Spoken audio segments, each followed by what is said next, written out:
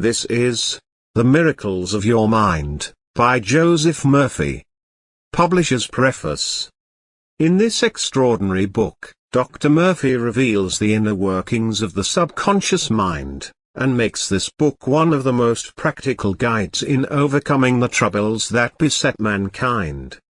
The amazing results, miracles, some might call them, reported by those who attended Dr. Murphy's lectures on the miracles of the subconscious mind brought hundreds of letters from others who wanted to learn how to tap the infinite power of the subconscious mind. In this book you will find practical techniques for achieving health, wealth, peace, and harmony. From the chapter on the subconscious mind and health. In using the subconscious mind you infer no opponent. You use no willpower. You use imagination, not willpower. You imagine the end and the freedom state. You will find your intellect trying to get in the way, but persist in maintaining a simple, childlike, miracle-making faith. Picture yourself without the ailment or problem. Imagine the emotional accompaniments of the freedom state you crave. Gut out all of the red tape from the process. The simple way is always the best. You desire a happier, fuller, and richer life. Begin to use this miracle-working power and smooth your way in daily affairs, solve business problems, and bring harmony in family relationships. Be sure that you read this book several times. Let the author show you in these many chapters how this wonderful power works, and how you can draw out the hidden inspiration and wisdom that is within you. Learn the simple techniques of impressing the subconscious mind. Follow the new, scientific way in tapping the infinite storehouse. Read this book carefully, earnestly, and lovingly. Prove to yourself the amazing way it can help you. It could be the turning point in your life. Chapter 1. How your own mind works. Man has only one mind, but he has two distinct phases or functions of the one mind.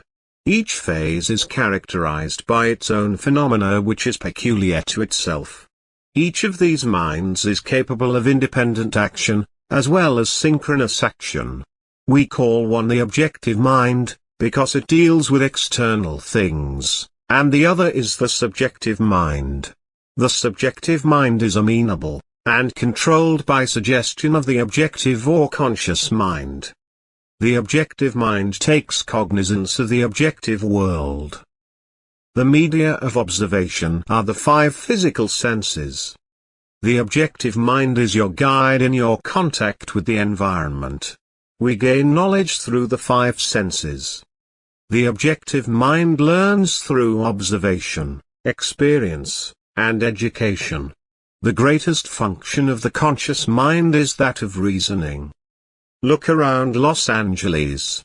You come to the conclusion that it is a beautiful city based upon your observation of the parks, the buildings, the beautiful structure, the lovely flower gardens, etc. This is the working of your conscious or objective mind. The word objective means that it deals with objective things. The subjective mind takes cognizance of its environment by means independent of the five physical senses. The subjective mind or the subconscious mind, either term may be used, perceives by intuition. The subconscious mind is the seat of your emotions. We know without a doubt that it performs its highest functions when the objective senses are in abeyance. It is the intelligence that makes itself manifest when the conscious mind is suspended or in a sleepy, drowsy state. The subconscious mind sees without the use of the eyes. It has the capacity of clairvoyance and clairaudience. The subconscious mind can leave the body, travel to distant lands, and bring back intelligence oftentimes of the most exact and truthful character. Through the subconscious mind you can read the thoughts of others, even to the minutest details. Read the contents of sealed envelopes and closed safes. The subconscious mind has the ability to apprehend the thoughts of others without the use of the ordinary, objective means of communication. So it is of the greatest importance that we understand the interaction of the conscious and subconscious mind, in order to learn the true art of prayer. Now there are many terms used in describing the objective and the subjective mind.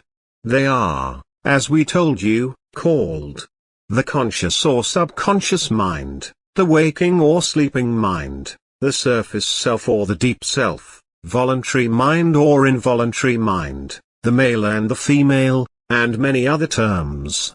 Remember, there is only one mind having two phases or functions. The subjective mind is always amenable to suggestion.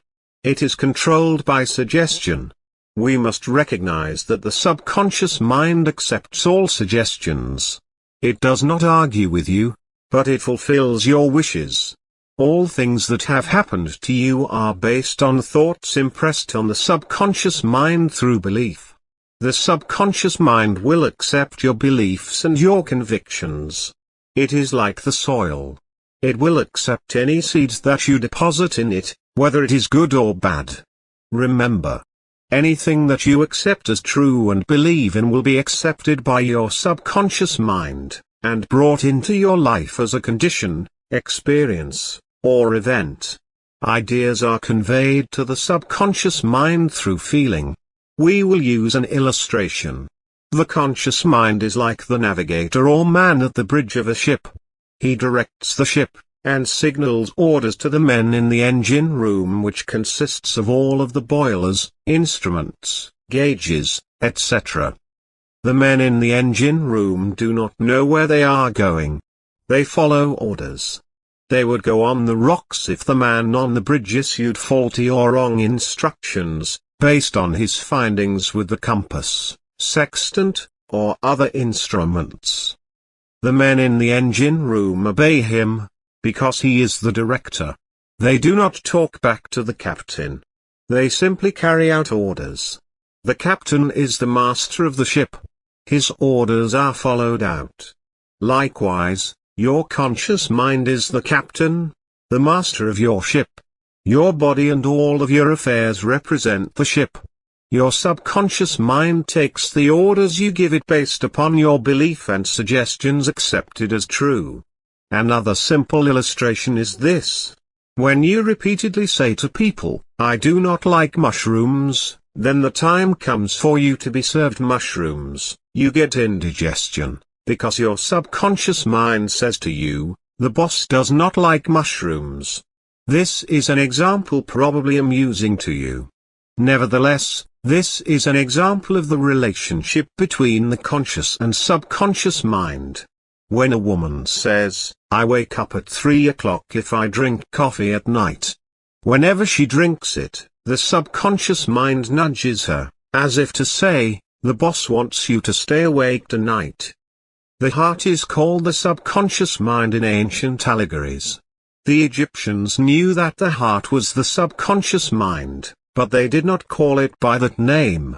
The Chaldeans and the Babylonians called it by different names.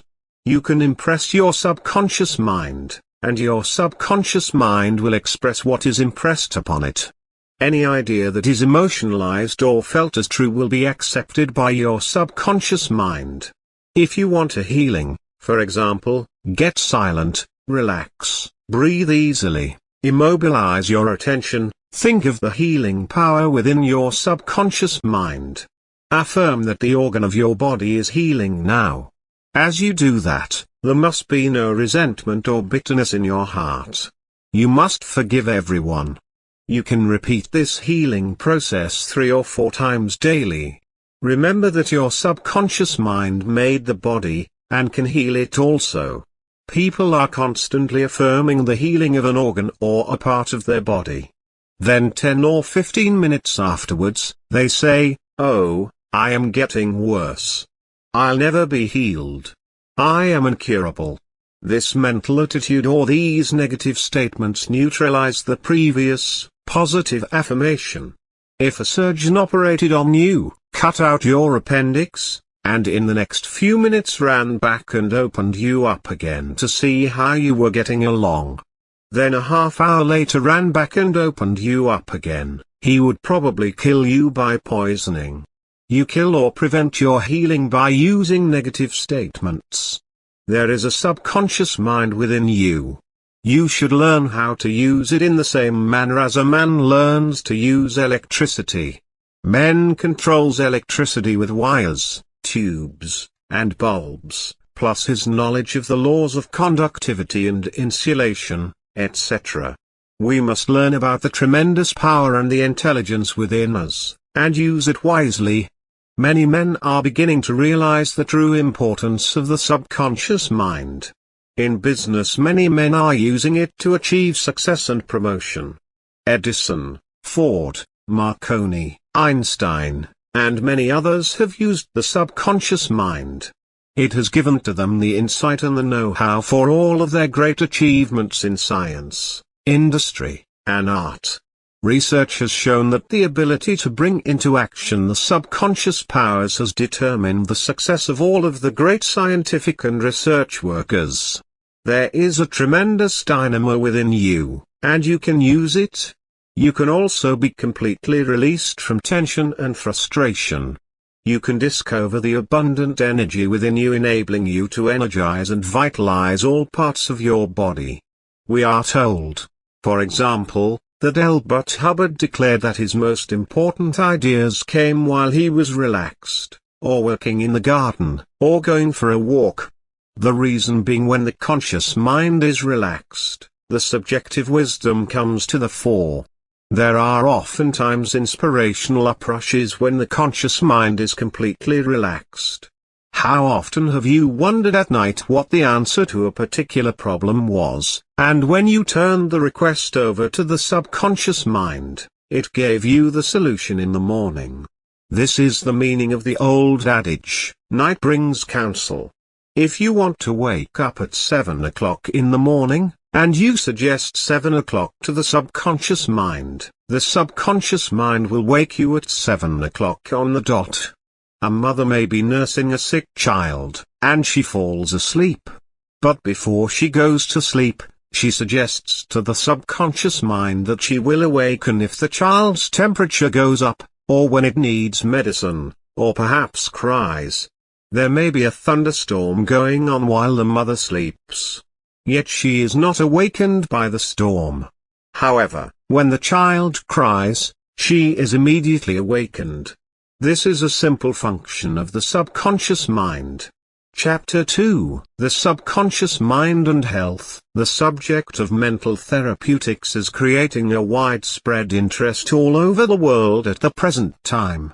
Man is gradually awakening to the healing powers resident in his subconscious mind. It is a well-known fact that all of the various schools of healing effect cures of the most wonderful character. The answer to all of this is that there is one universal healing principle. Namely, the subconscious mind, and one process of healing, which is faith. This is why Paracelsus stated this great truth.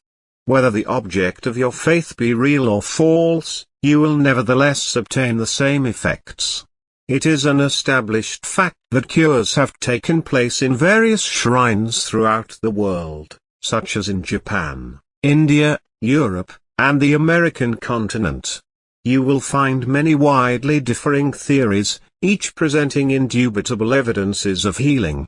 Obviously, to the thinker, there must be some underlying principle common to them all.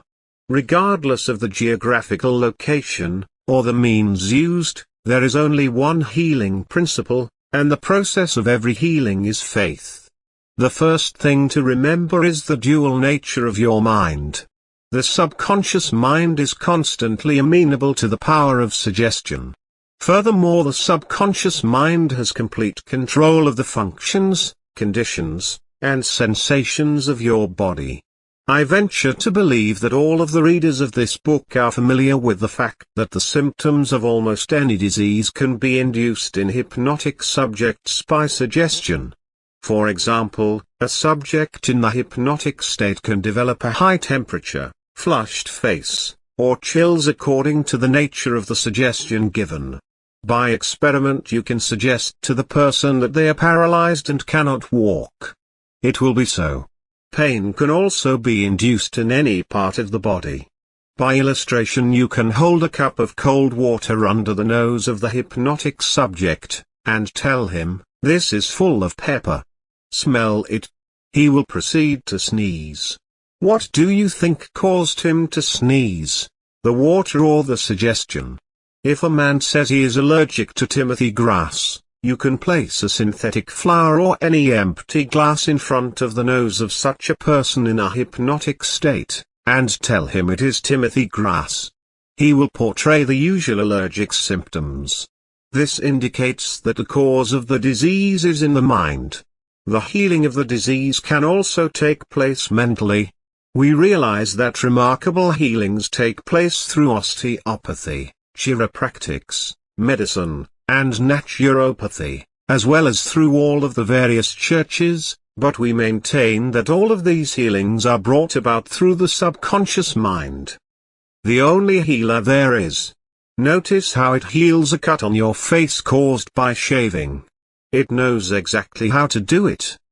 The doctor dresses the wound. He says, nature heals it.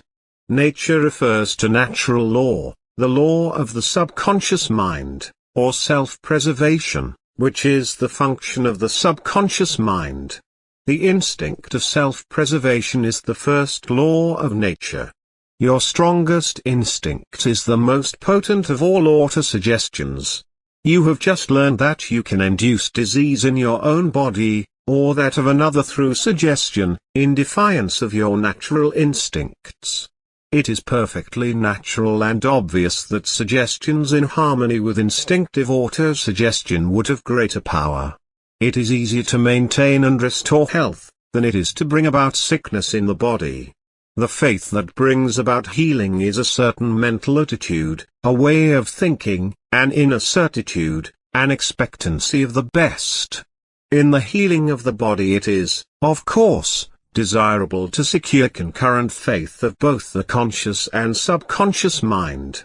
However, it is not essential if the person will enter into a state of passivity and receptivity by relaxing the mind and the body, and getting into a sleepy state.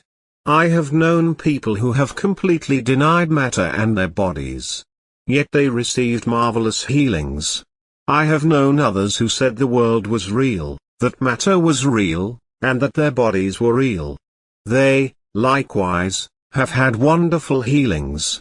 The point is that any method, technique, or process you may use which will bring about a change in the mind or a new mental atmosphere is legitimate. Results will follow. Healing is due to a changed mental attitude, or to a transformation of the mind. Paracelsus said, whether the object of your faith be true or false, you will nevertheless obtain the same effects. Thus if you believe in the bones of saints to heal, or if you believe in the healing power of certain waters, you will get results, because of the powerful suggestion given to your subconscious mind. It is the latter that does the healing. The witch doctor with his incantations heals by faith also. Any method which causes you to move from fear and worry to faith and expectancy will heal. True, scientific, mental healing is brought about by the combined function of the conscious and subconscious mind scientifically directed. The man who denies the ulcer on his hand, though he has one, who even denies his body, and who says all that is visible and tangible has no real existence may get a healing. All of this would be absurd to you. The question arises, how does the man get a healing when he protests against such statements claiming they insult his intelligence? The reason is very obvious when you know how the subconscious mind works. The man is asked to relax his mind and body, to get into a quiet, passive, receptive state. Then the objective senses are partially suspended and in abeyance. He is in a sleepy state, and the subconscious mind is amenable to suggestion. The practitioner then suggests wonderful words of perfect health which enter his subconscious mind. The client finds immense relief and perhaps a complete healing. The practitioner is not handicapped by antagonistic auto-suggestions of the patient arising from objective doubt of the power of the healer or the correctness of the theory.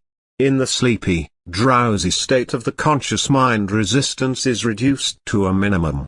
Hence results follow. There are a great number who claim that because their theory produces results, it is, therefore, the correct one. This, as explained in this chapter, cannot be true. You know there are all types of healing. Mesmer and others healed by claiming they were sending forth a certain magnetic fluid. Other men came along and said all of this was nonsense, that the healing was due to suggestion.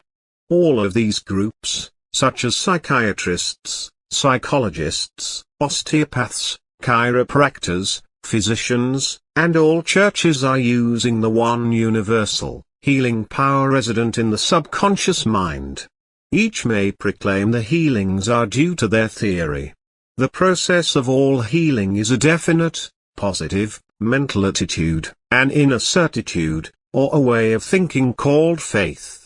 Healing is due to a confident expectancy which acts as a powerful suggestion to the subconscious mind, releasing its healing potency. One man does not heal by a different power than another. It is true he may have his own theory and method. There is only one process of healing, and that is faith. There is only one healing power, namely, your subconscious mind. Select the theory and method which you prefer. You can rest assured, if you have the faith, you shall get results. In the Los Angeles Examiner some time ago, John McDowell described tests being conducted in prayer therapy at Redlands University under the title, Psychosomatic Tests Bear Prayer's Power. He writes as follows. Dr. William R. Parker, 37-year-old director of the clinic, today revealed for the first time that early results of prayer therapy in a group of 20 arthritic, tubercular, ulcer, and speech impediment patients have been favorable. These patients, who agreed to practice prayer therapy in addition to the university clinic's regular group psychological therapy, have been making greater progress than the clinic's regular patients, Dr. Parker said. For example, a stomach ulcer patient, relying solely on prayer and group therapy, has reported that, for the last 3 weeks, all symptoms of his ailment have disappeared. A Redlands University professor, afflicted most of his life with a severe case of stuttering which years of various treatments failed to correct, today has no trace of speech impediment after 6 months of prayer therapy. Another teacher, forced into retirement a year ago because of tuberculosis, is now back at his teaching job, apparently cured. This man's doctor, a tuberculosis specialist, recently gave him a sputum test, Dr. Parker said. The test turned up negative, and the doctor was certain a mistake had been made. He immediately made another test, and that was negative, too. Dr. Parker, a doctor of psychology, not medicine, stresses that prayer therapy is no quackish miracle cure-all, but a scientific approach to prayer and its effect on the subconscious mind. The subconscious mind, in the eyes of the still pioneering psychosomatic medicine world, is the fountainhead of many of mankind's afflictions, including arthritis, asthma, hay fever, multiple sclerosis, tuberculosis, ulcers, and high blood pressure. The psychosomatic theory, hotly disputed by the medical profession, is that such ailments start as functional disorders in the subconscious and develop into organic disease, which doctors treat by attacking the symptoms rather than the cause. Prayer therapy, according to Dr. Parker, is a psychosomatic attempt to attack the causes of these disorders in the subconscious.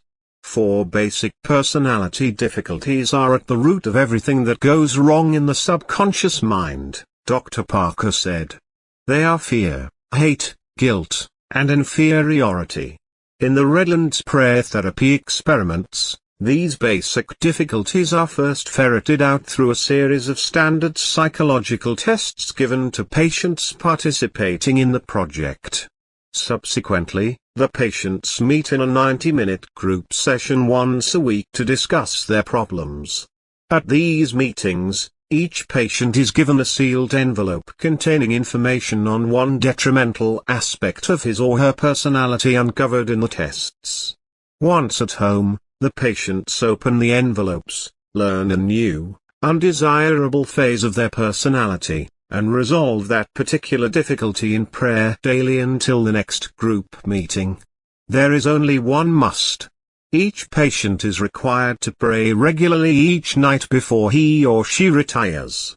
We insist on a prayer at that time, because the last thing that a person is thinking before going to sleep is most likely to penetrate to the subconscious, Dr. Parker said. Dr. Parker, who first tried out his prayer theories on himself during an onset of ulcers 3 years ago, said most of the patients have to be taught how to pray.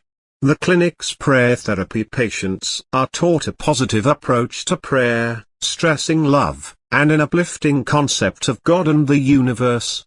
Our prayers are not a begging for health, but are affirmations of the healing of the unhealthy element the patient wants to attack, stated in such a positive, repetitious manner that eventually it sinks into the subconscious, and becomes a part of that person, Dr. Parker said. In that manner, through prayer, destructive aspects within the subconscious can be attacked and eventually overcome, thus eliminating the basic causes of their physical ills. In the Wilshire Theatre, where I speak to an overflow audience each Sunday, we have a period called the Healing Silence. The first thing I do is ask the audience to relax, let go, and to stop the wheels of their mind. The purpose is to quiet down the doubting Thomas conscious mind, and insert a new idea such as health, peace, joy, and abundance into the receptive minds of the listeners. Those who are impregnated will give birth to a healing or an answer to their prayer. This is the kinetic action of the subconscious mind. Many report excellent results every Sunday as attested to by grateful letters. I would like to stress a few important factors here relative to the workings of the subconscious mind. A man came to me one time and asked me why it was when he kept on saying to himself, "I have no headache," that the pain did not go away. The subconscious mind will not easily accept this contradiction. It accepts only what you believe and feel as true, or accept, as possible. If you mentally accept the possibility of the execution of your idea, the subconscious will cooperate. In order to impress the subconscious mind, you must gain its cooperation. If you can convince the subconscious mind you have no headache, the headache will go away. I suggested to him this method. Declare, "It is passing away," over and over again quietly and peacefully. In this way he would be better able to sell the idea or conclusion to the wise, deep self, called the subconscious mind. He got results. He added something to it, it will never return. For years he has never had any migraine attacks from which he suffered frequently. He had a belief or an expectancy that every Tuesday and Saturday morning, he would get migraine attacks. This feeling acted as an autosuggestion to his subconscious mind. The latter obliged him by seeing to it that he would have a headache at the time specified. It simply said, "It is Tuesday morning. The boss wants a headache." The negative suggestion was removed by the above counter-suggestion. Here is another instance. A very brilliant woman came to me some years ago stating that she had psoriasis on her body which would go away by applying an ointment, but that as soon as the salve was discontinued, it would return. She was not resenting anyone. She was very religious, and seemingly well balanced emotionally. In talking to her I discovered that she lived in constant fear of its return. As a matter of fact, this was a very powerful suggestion to her subconscious mind, since it is controlled by suggestion and belief. It responded accordingly, She would affirm 2 or 3 times a day. I am whole, pure, and perfect. My skin is perfect. I am healed. Nothing happened. You can readily see what happened in her case. Every time she said, "My skin is perfect," it started a quarrel in her mind. Something within her said, "No, your skin is not perfect." The following technique worked for her in a wonderful way. She started to say for 5 or 10 minutes 3 or 4 times a day. It is changing now for the better. This created no quarrel in her conscious or subconscious mind. Results followed. It gradually disappeared, and it has never returned. I am sure she ceased suggesting its return. What I fear most has come upon me. Trust the subconscious mind to heal you. It made your body, and it knows all of its processes and functions. It knows much more than your conscious mind about healing and restoring you to perfect balance. The subconscious mind, sometimes called the deep self, knows more about your body than all of the wisest men in the world. Never try to coerce or force the mind. We do not infer that some people who say, "I am whole, pure, and perfect," do not get results.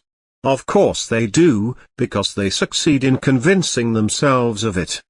Blind belief and faith will bring results due to the subjective faith of the individual. A psychologist friend of mine told me that one of his lungs was infected.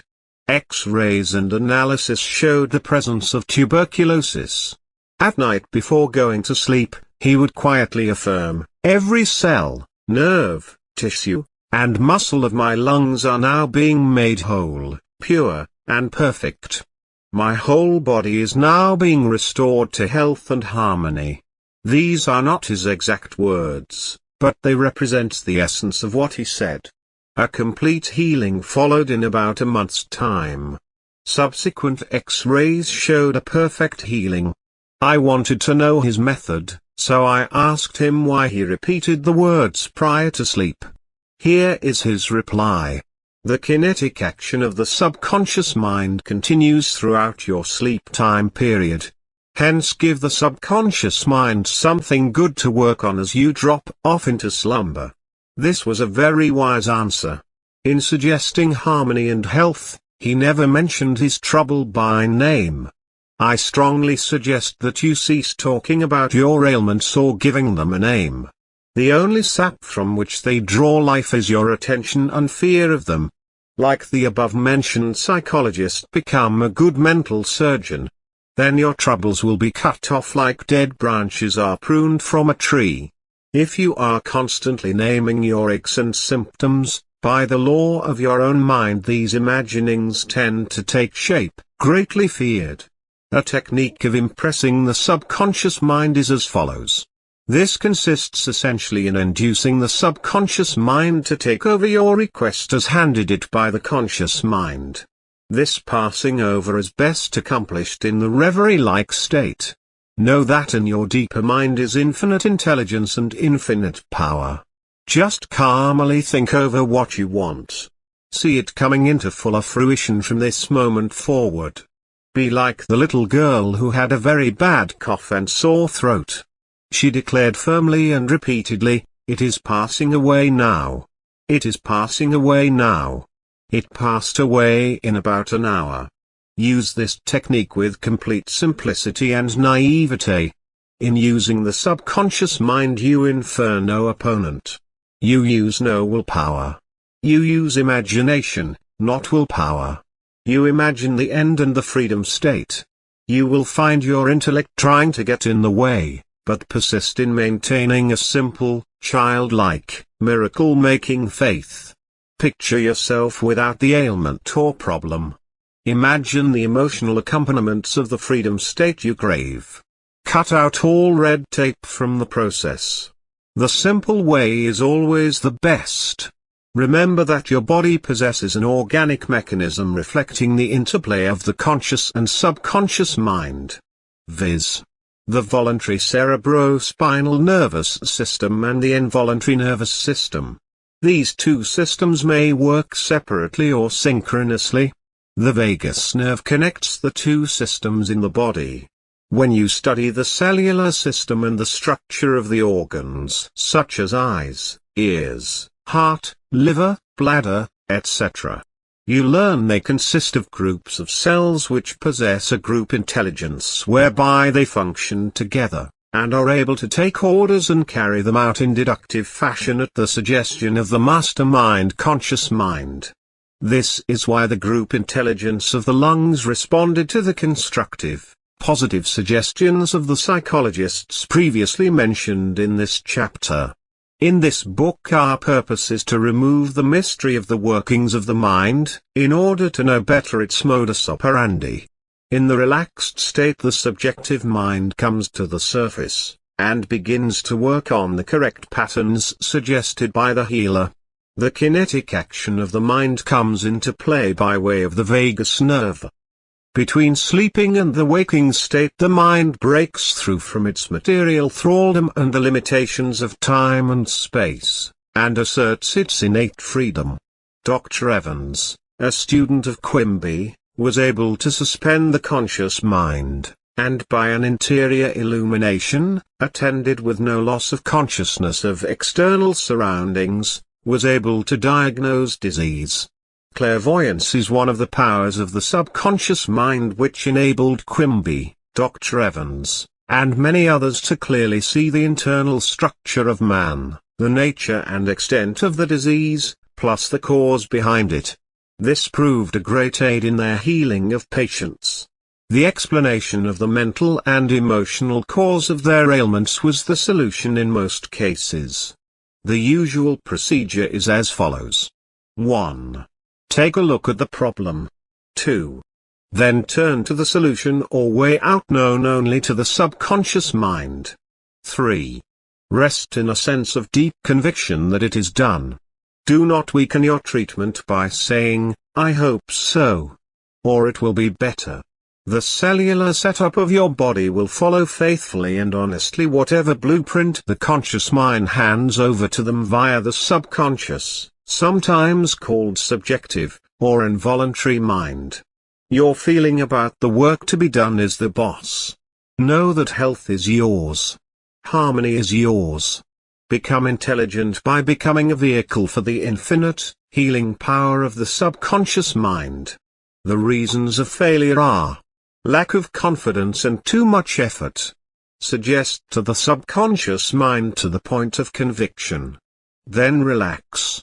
Get yourself off of your hands. Say to conditions and circumstances, "This, too, shall pass." Through relaxation you impress the subconscious mind, enabling the kinetic energy behind the idea to take over, and bring it into concrete realization. A careful study of the single-celled organism shows us what goes on in our complex body. Though the monocellular organism has no organs, it still gives evidence of mind action and reaction performing the basic functions of movement, alimentation, assimilation, and elimination. Dr. Alexis Carrel's findings in heart experiments of chicks are significant, pointing to the basic finding that life functions despite the lack of complete, organistic equipment. The body of man portrays the workings of his inner mind. Our real powers are resident in the subconscious mind. No one knows all of the workings of the subconscious mind, for it is infinite in its scope. We learn what we can about how it works. Then we use it accordingly. People say there is an intelligence which will take care of the body if we let it alone.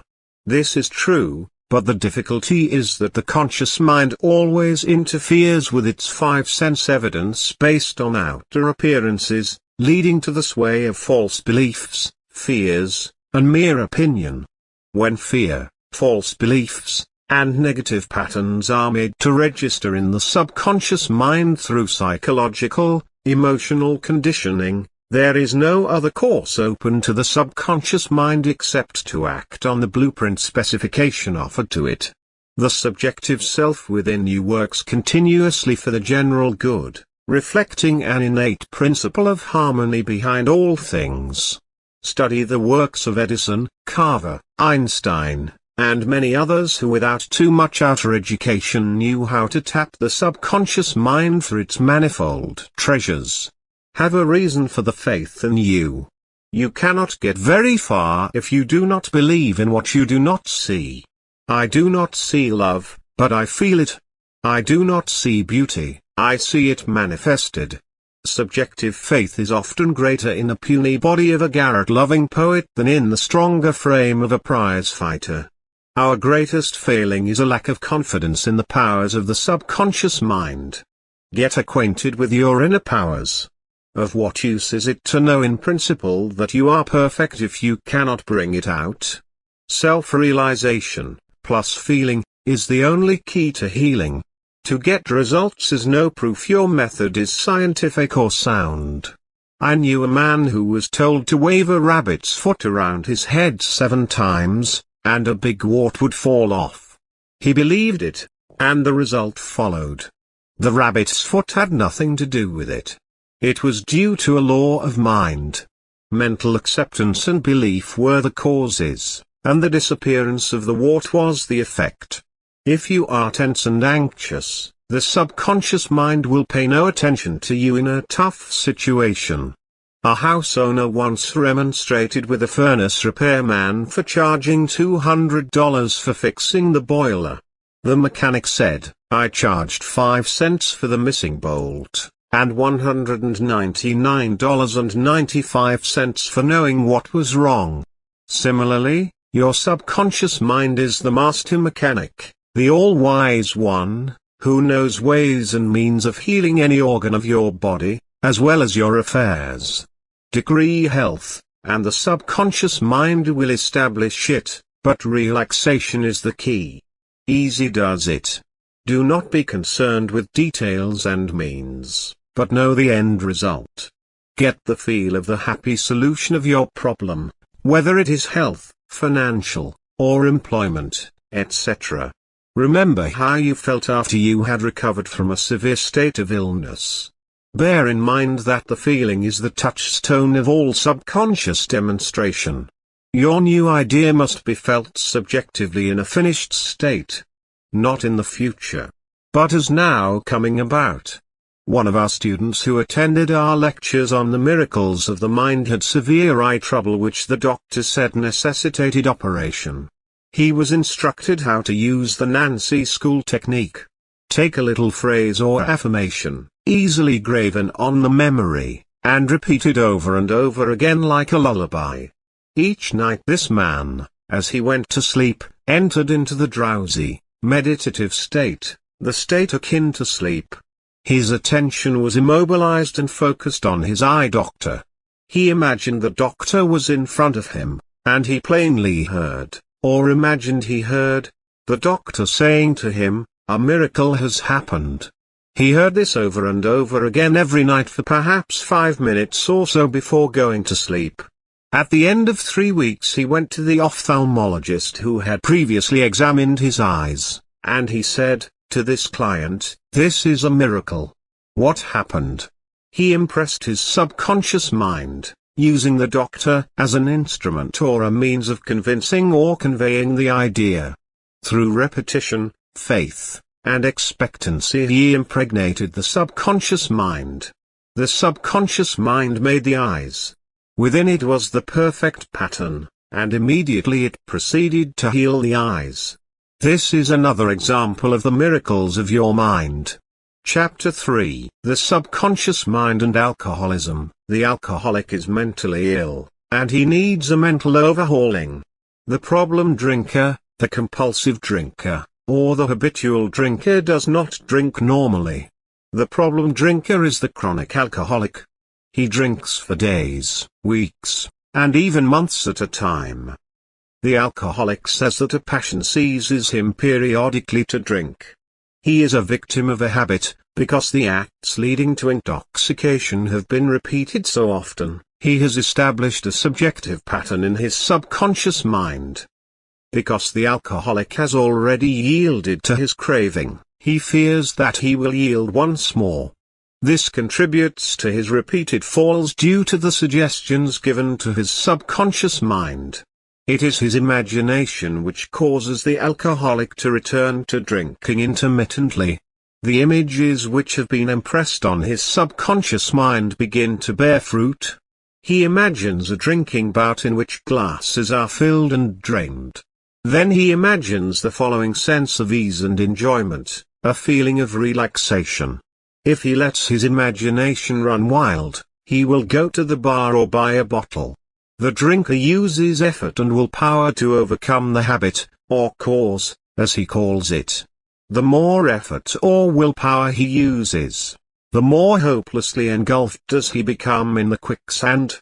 Effort is invariably self-defeated, eventuating always in the opposite of what is desired. The reason for this is obvious. The suggestion of powerlessness to overcome the habit dominates his mind. The subconscious mind is always controlled by the dominant idea. The subconscious mind will accept the strongest of two contradictory propositions. The effortless way is the best. The first drink starts the alcoholic off. This is due to a subconscious tendency or urge established through habit.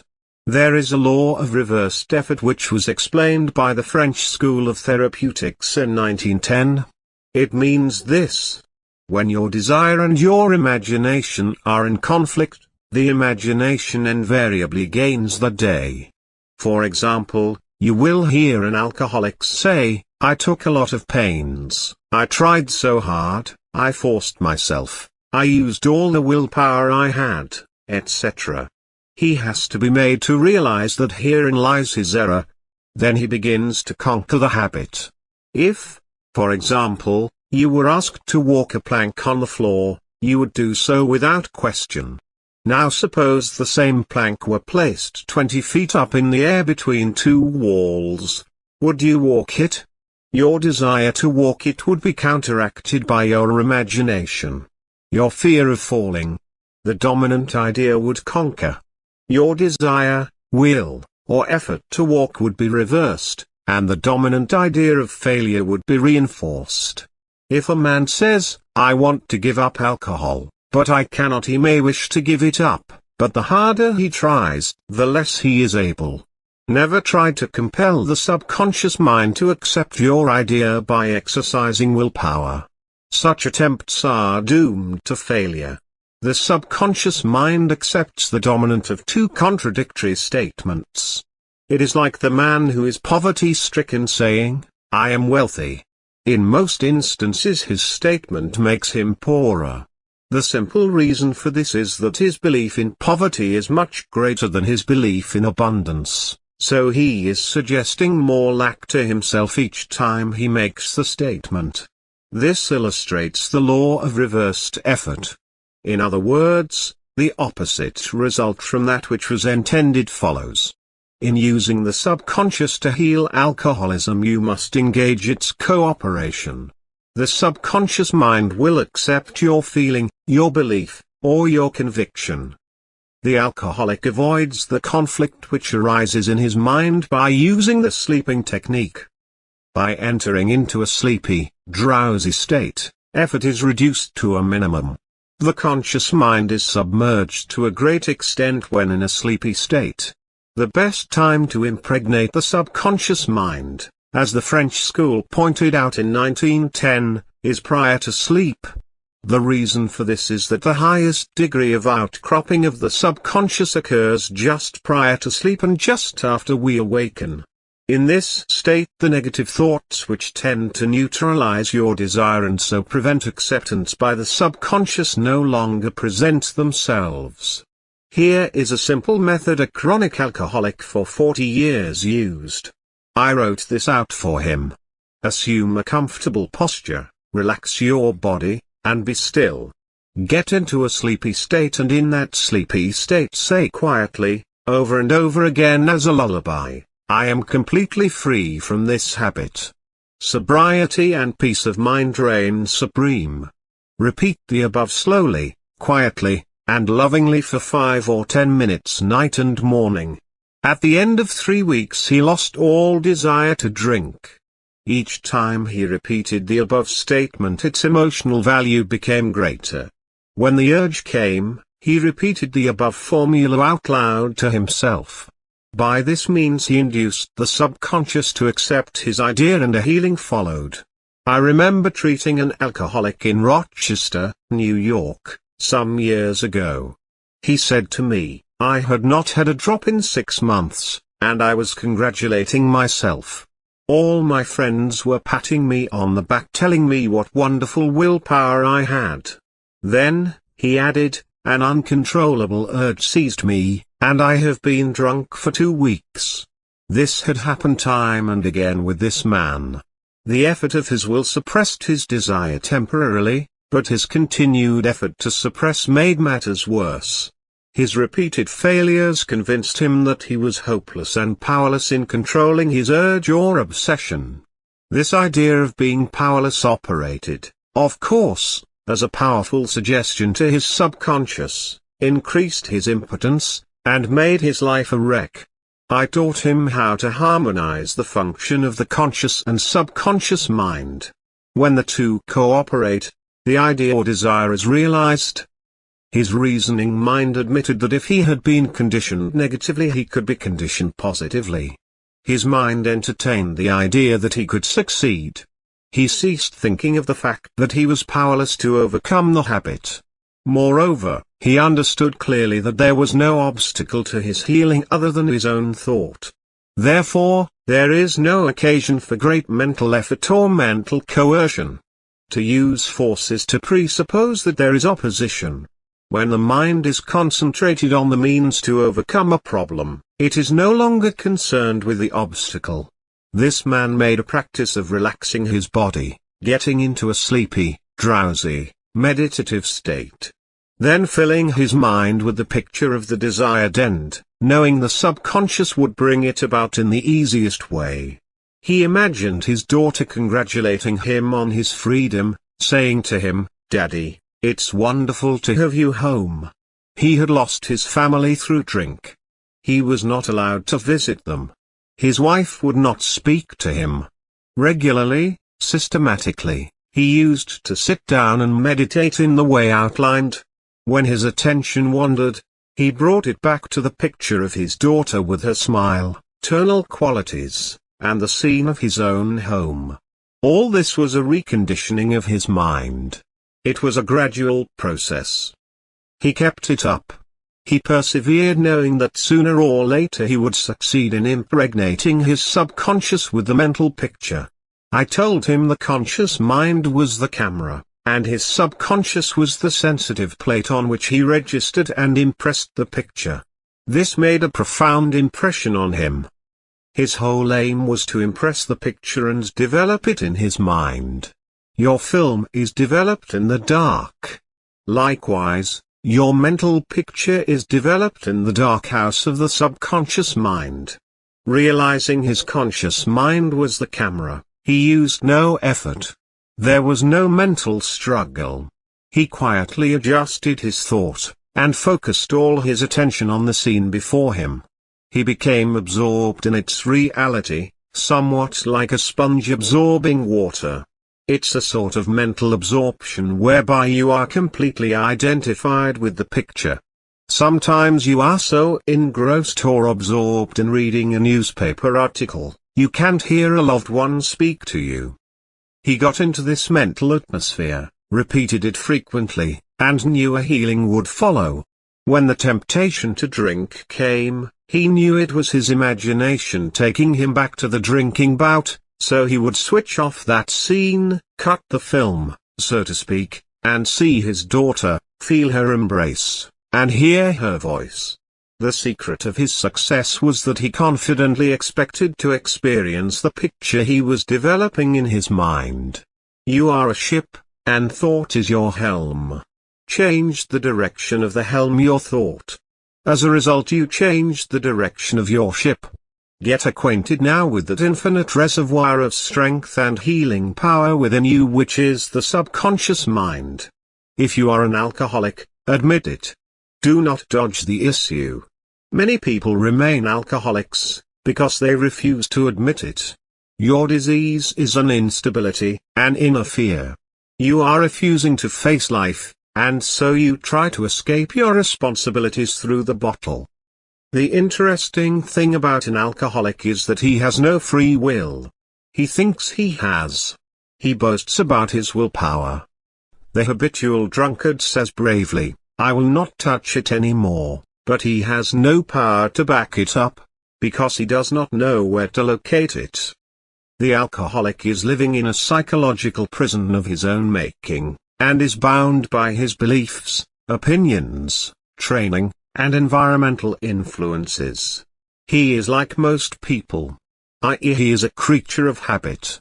He is conditioned to react the way he does. The alcoholic must build the idea of freedom and peace into his mentality, so that it reaches his subconscious mind. The latter, being all-powerful, will free him from all desire for alcohol. Then the alcoholic who has the new understanding of how his mind works can truly back up his statements, and prove it to himself. Your subconscious mind is conditioned by your beliefs and habits. If the alcoholic has a keen desire to free himself from the habit, he is 51% healed already. When he has a greater desire to give it up than to continue it, he will not experience too much difficulty in gaining complete freedom. The alcoholic must recondition his mind. There are ways and means of doing this. When you think good, good follows. When you think evil, evil follows. These are simple examples of laws of mind. If a man dwells and broods on sorrow, he meets sorrow and gloom in his outer experience. If he dwells on peace and good fortune in his business, it will prosper. To know the possibilities of such laws of mind is to be seized with a new inspiration and a new faith. The alcoholic learns that whatever thought he anchors his mind upon, the latter magnifies. If the alcoholic engages his mind on the concept of freedom from the habit and peace of mind, and if he keeps focused on this new direction of his attention, he generates feelings and emotions which gradually emotionalize the concept of freedom and peace. Whatever idea is emotionalized is accepted by the subconscious mind, and brought to pass. The alcoholic must realize that something good can come out of his suffering. He has not suffered in vain. However, what good is it to continue to suffer? To continue as an alcoholic is only to bring about mental and physical deterioration and decay. Begin to say no to the urge now. Realize that the power in your subconscious mind is backing you up. Even though you may be seized with melancholia and the shakes, begin to imagine the joy and freedom that is in store for you. This is the law of substitution. Your imagination took an peace of mind. You will suffer a little bit, you to the bottle. Let it take you now to freedom, but it is for a constructive purpose. You will bear it like the mother in the pangs of childbirth, and you will, likewise, bring forth the child of the mind. Your subconscious mind will give birth to sobriety. Your thinking controls you, whether you know it or not. You are now fully aware of the fact that your subconscious mind accepts without question the thoughts you impress upon it. You can now begin to control your life. To discipline your mind means to think constructively and harmoniously. One time I read an article about Goethe. He was wont to hold imaginary, mental conversations with friends. For example, he would get still and quiet and imagine one of his friends answering him in the way he wanted, with characteristic gestures and tone of voice. He solved many of his problems that way. So can you. Many have asked me about their reason or cause for drinking to excess. There are, of course, many reasons. It may be that a man is resenting his wife, or his job, or his employer. Maybe he is jealous, or he has an inferiority or rejection complex.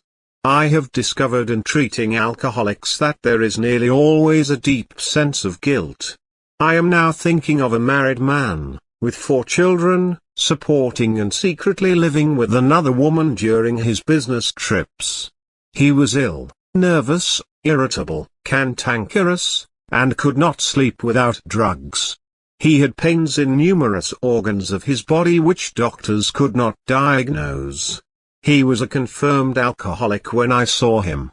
The reason for his periodic sprees was a deep unconscious sense of guilt. He had violated the ancient code and this troubled him. The religious creed he was brought up on was deeply lodged in his subconscious mind. He drank excessively to heal the wound of guilt. Some take morphine and codeine for severe pains. He was taking alcohol for the pain or wound of the mind. It is the old story of adding fuel to the fire. He listened to the explanation of how his mind worked, he faced his problem, looked at it, and gave up his dual role.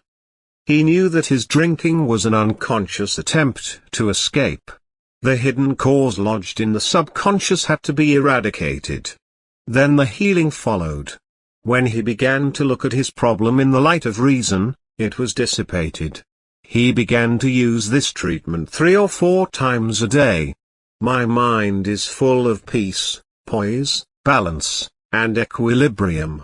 The infinite power lies stretched in smiling repose within me.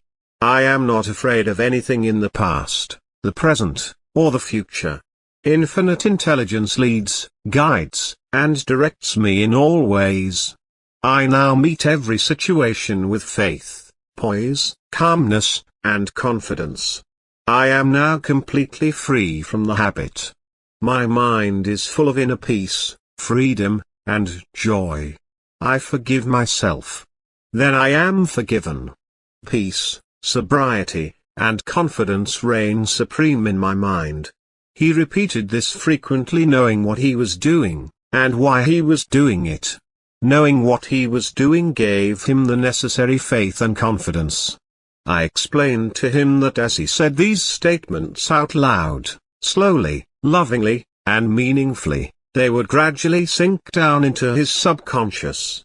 Like seeds, they would grow after their kind.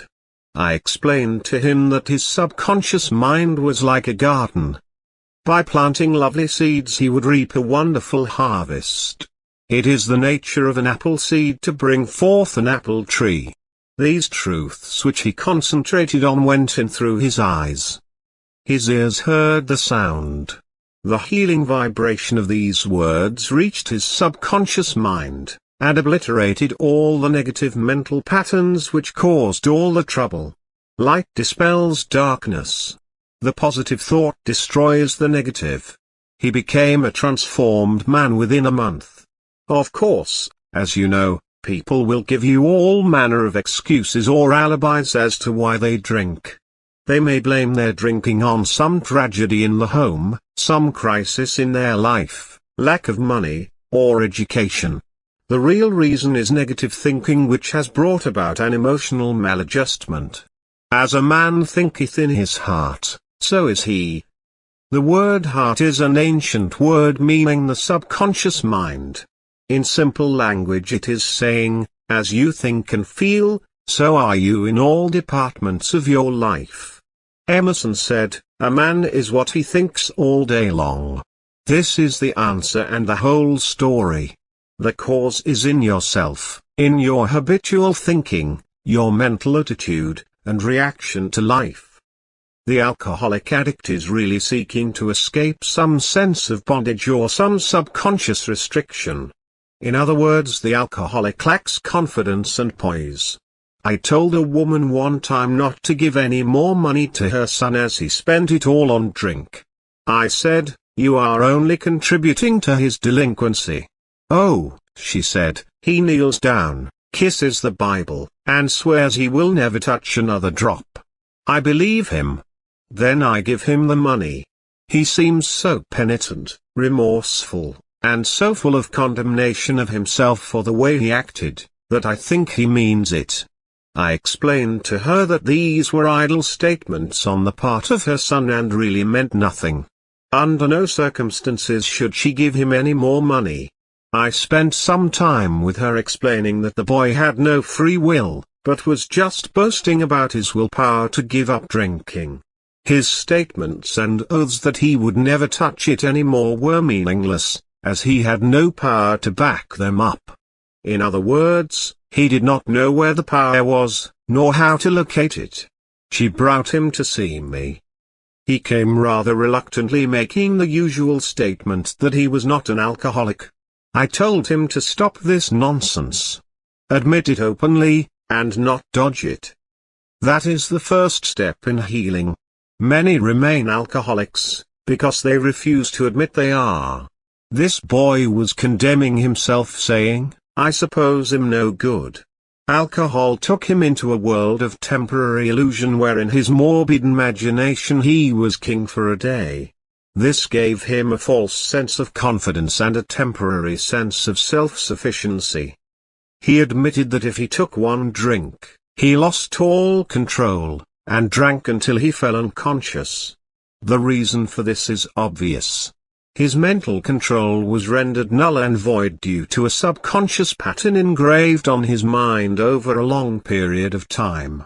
It is like a track on which the train moves. He had established a mental track in his mind on which ran images of drinking bouts, of glasses filled, images associated with feeling of enjoyment and success. The minute this confirmed drunkard took a drink, that was a suggestion for another and another until he fell unconscious.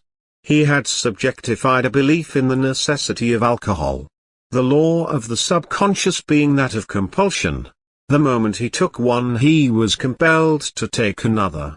This young man said what all alcoholics say: "If I don't take the first drink, I'm all right, but the minute I take the first, I lose control."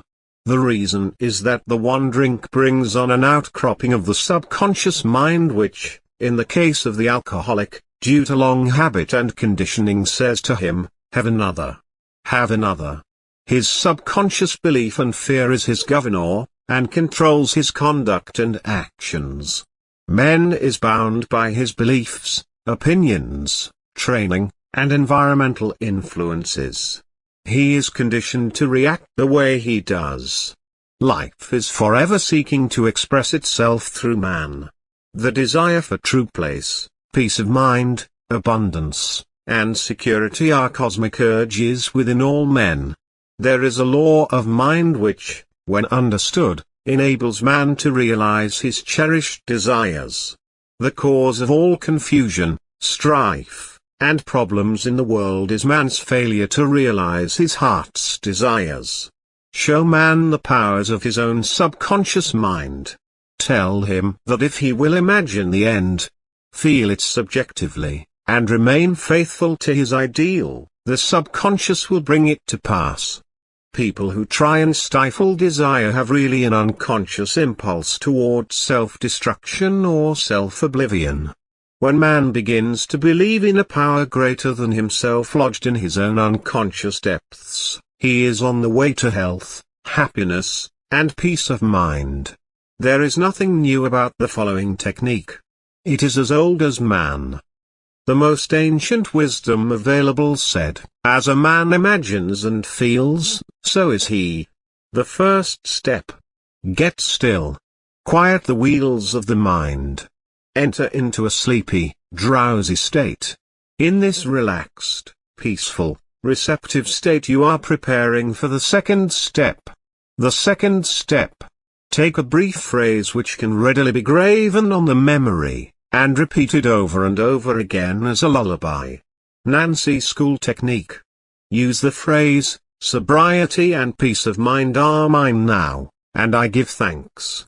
To prevent the mind from wandering, repeat it aloud or sketch its pronunciation with lips and tongue as you say it mentally. This helps its entry into the subconscious mind. Do this for 5 minutes or more. You will find a deep emotional response from the subconscious. It is wonderful. The third step. Just before going to sleep, practice what Goethe used to do. Imagine a friend, a loved one in front of you. Your eyes are closed. You are relaxed and at peace. The loved one is subjectively present and is saying to you, "Congratulations." You see the smile. You hear the voice. You touch the hand and the face. It's all so real and vivid. The word congratulations implies complete freedom.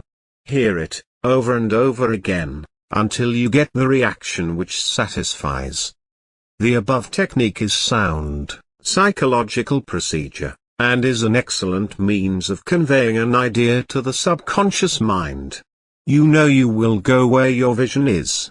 The wishful thinker is a man who does not believe in the possibility of the execution of his idea or desires. He is the daydreamer.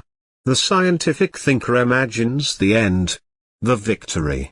He sees fulfillment and accomplishment, and maintains his faith every step of the way, knowing that having imagined and felt the end, he has willed the means to the realization of the end. When fear knocks at your door, when doubt, worry, and anxiety cross your mind, behold your vision. Trust it, believe in it, and an almighty power will be generated by your subconscious, giving you full confidence and strength. Keep on keeping on until the day breaks and the shadows flee away. Chapter 4: The Subconscious Mind and Wealth. The trouble with most people is that they have no invisible means of support when business falls away, or the stock market drops, or they lose their investments. They seem helpless. The reason for such insecurity is that they do not know how to tap the subconscious mind. They are unacquainted with the inexhaustible storehouse within. A man with a poverty-type mind finds himself in poverty-stricken conditions.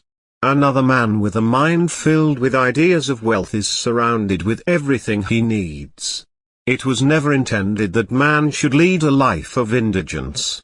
You can be wealthy, have everything you need, and plenty to spare. Your words have power to cleanse your mind of wrong ideas, and to instill right ideas in their place. I have talked to many people during the past 35 years. Their usual complaint is, I have said for weeks and months that I am wealthy. I am prosperous, and nothing has happened. I discovered that when they said, I am prosperous, I am wealthy, they felt within that they were lying to themselves. One man told me, I have affirmed until I am tired that I am prosperous. Things are now worse. I knew when I made the statement that it was obviously not true. His statements and those of the others were rejected by the conscious mind, and the very opposite of what they affirmed and claimed was made manifest. Autosuggestion succeeds best when it is specific, and it does not produce a mental conflict or argument. Hence the statements made by this man made matters worse, because they suggested his lack. The subconscious accepts only your convictions and beliefs, not just words or statements. The dominant idea or belief is always accepted by the subconscious mind. The following is a way to overcome this conflict for those who have this difficulty. Make this practical statement frequently, particularly prior to sleep. By day and by night I am being prospered in all of my interests. This will not arouse any argument, because it does not contradict the subconscious mind's impression of financial lack. I suggested to one businessman whose sales were very low, and he was greatly worried, that he sit down in his office, get quiet, and repeat this statement over and over again. My sales are improving every day. I am advancing, progressing, and getting wealthier every day. This statement engaged the cooperation of the conscious and subconscious mind. Results followed. The above is a very simple, unique way of impressing the subconscious mind with the idea of wealth. Perhaps you are saying as you read this chapter, I need wealth and success. This is what you do. Repeat for about 5 minutes to yourself 3 or 4 times a day, wealth, success. These words have tremendous power. They represent the inner power of the subconscious mind. Anchor your mind on this substantial power within you. Then conditions and circumstances corresponding to their nature and quality will manifest in your life. You are not saying, I am a success, or I am wealthy. You are dwelling on real powers within you. There is no conflict in the mind when you say, wealth, or success. Furthermore, the feeling of wealth and success will well up within you, as you dwell upon these ideas. The feeling of wealth produces wealth. The feeling of being successful produces success. Keep this in mind at all times. The subconscious mind is like a bank. A sort of universal bank. It magnifies whatever you deposit or impress upon it, whether it is good or evil. You sign blank checks when you make such statements as, "There is not enough to go around," or "There is a shortage," "Maybe, I will lose the mortgage," etc. If you are full of fear about the future, you are also writing a blank check, and attracting negative conditions to you. The subconscious mind takes your fear and belief as your requests, proceeding in its own way to bring obstacles, delays, lack, and limitation into your life. To him that hath the feeling of wealth, more wealth shall be added. To him that hath the feeling of lack, more lack shall be added. The subconscious mind gives you compound interest also. Every morning as you awake and deposit thoughts of prosperity, success, wealth, and peace. Dwell upon these concepts. Busy your mind with them as often as possible. These positive thoughts will find their way as deposits in your subconscious mind, and bring forth abundance and prosperity. I can hear you saying, "Oh, I did that and nothing happened." You did not get results, because you indulged in fear thoughts perhaps 10 minutes later, and neutralized the good you had affirmed. When you place a seed in the ground, you do not dig it up. Suppose, for example, you are going to say, "I shall not be able to make that payment." Before you get further than, "I shall," stop the sentence, and dwell on a positive, constructive statement, such as, "By day and by night I am being prospered in all my ways." To prosper means to advance along all lines in wisdom, understanding, and material possessions. Money represents wealth. It is a symbol of exchange. It represents freedom, opulence, luxury, and refinement. I do not know of anyone who says that he has too much. In all probability he is looking for more. Most people are under the impression that the value of their money is dependent on so much gold in South Africa or in the vaults of the United States Treasury. Others live in fear that the currency will be devaluated, and that they will lose. When the blood is circulating perfectly and harmoniously in your body, the physician says that you are healthy. Likewise, when money is circulating freely in your life, meeting all of your needs, and there is always a surplus, you are prosperous. For example, if you listen to the radio, and you hear that there is a crash in the stock market, resulting in a worried or frightened feeling, you are conditioned and affected by some set of statistics or by a news broadcast. Your financial security and wealth are dependent upon your subjective or inner feeling of prosperity. When you are seeking to convey the idea of wealth and success to your subconscious mind, be sure you never make foolish statements, such as, "I despise money. It is an evil thing. It is the root of all evil." Such an attitude of mind will cause money to take wings and fly away from you. You would then be giving two conflicting orders to the subconscious mind. One would neutralize the other, and nothing would happen. Money has taken many forms down through the ages. What you really want is to have a subconscious conviction that money will always be in constant circulation in your life, meeting all of your needs at every moment of time and every point of space. Money is essential for your economic health in this country. Therefore, you should have all you need and a surplus. Begin now to believe and claim that money is wonderful. Begin to love money and be friendly with it. You will always have plenty. You will never want. Love is an emotional attachment. Except you love your work, or profession, you cannot be a true success. Love always magnifies and multiplies. Love the idea of wealth until it becomes embodied subjectively. Write this down in big letters in your mind. What you love, you increase. What you criticize, fades out of your life. You are familiar with this fundamental fact. When money is circulated freely in a country, its financial condition is healthy. Let there be a healthy circulation of money in your life also, particularly in your mental attitude. Believe that money is good. Think of all of the good you can do with it. Become a mental inlet and outlet for a constant stream of wealth forever flowing to you and forever flowing from you in a perfect circulation.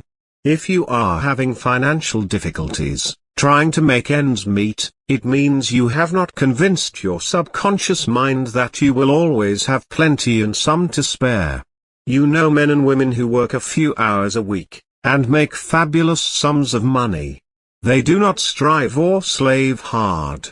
Do not believe the story that the only way you can become wealthy or successful is by the sweat of your brow and hard labor. It is not so. The effortless way of life is the best. Do the thing you love to do, and do it for the joy and thrill of it. Sing at your work. You will, if you love it. Also, if you love your work, you are bound to be a success. An executive I know receives a salary of $60,000 yearly. Last year he was on a 10-month cruise, seeing the world and its beauty spots. He has convinced his subconscious mind that he is worth that much money.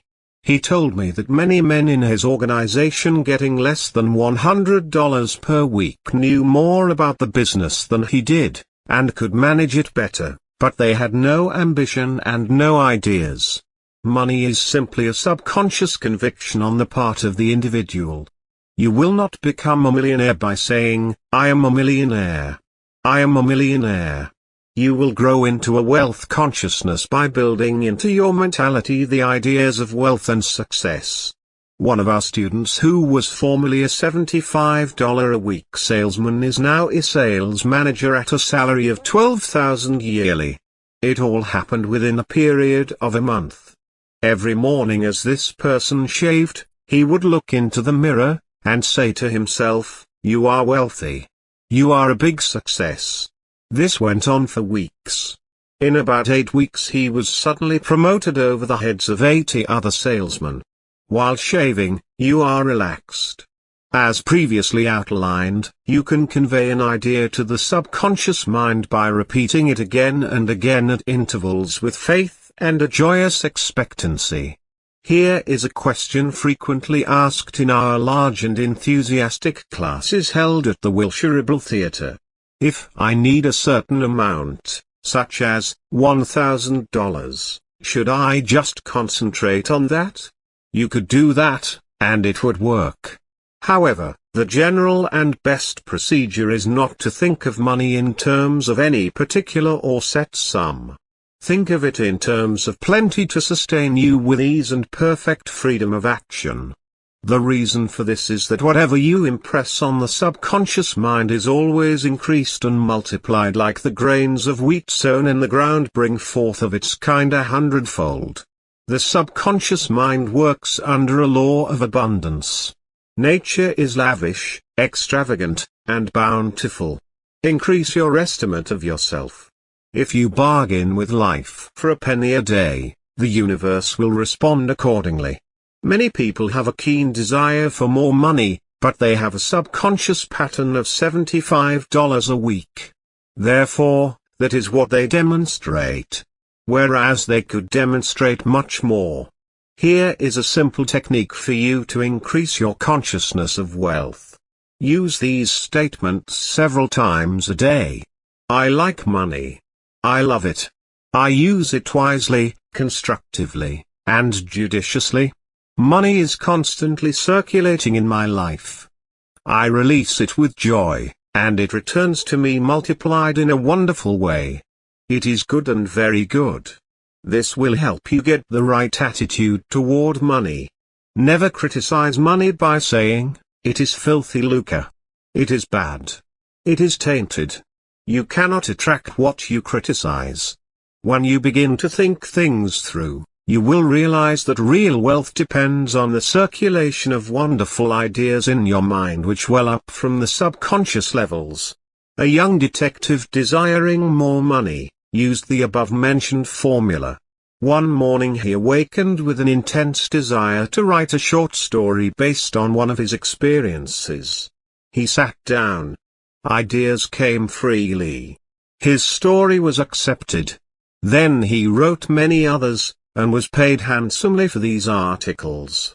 Wealth came to him as ideas in his own mind. Your mind, also, can reveal to you a new invention, the material for a new book, or play. Make use of your subconscious mind. One sales manager I knew used to get ideas for his promotional sales campaign when he awakened in the morning. He became the president of the company. They never had a sales manager like him. Your subconscious mind is never short of ideas. There are within it an infinite number of ideas ready to flow into your conscious mind, and appear as cash in your pocketbook in countless ways. This process will continue to go on in your mind regardless of whether the market goes up or down, or whether the pound sterling or dollar drops in value.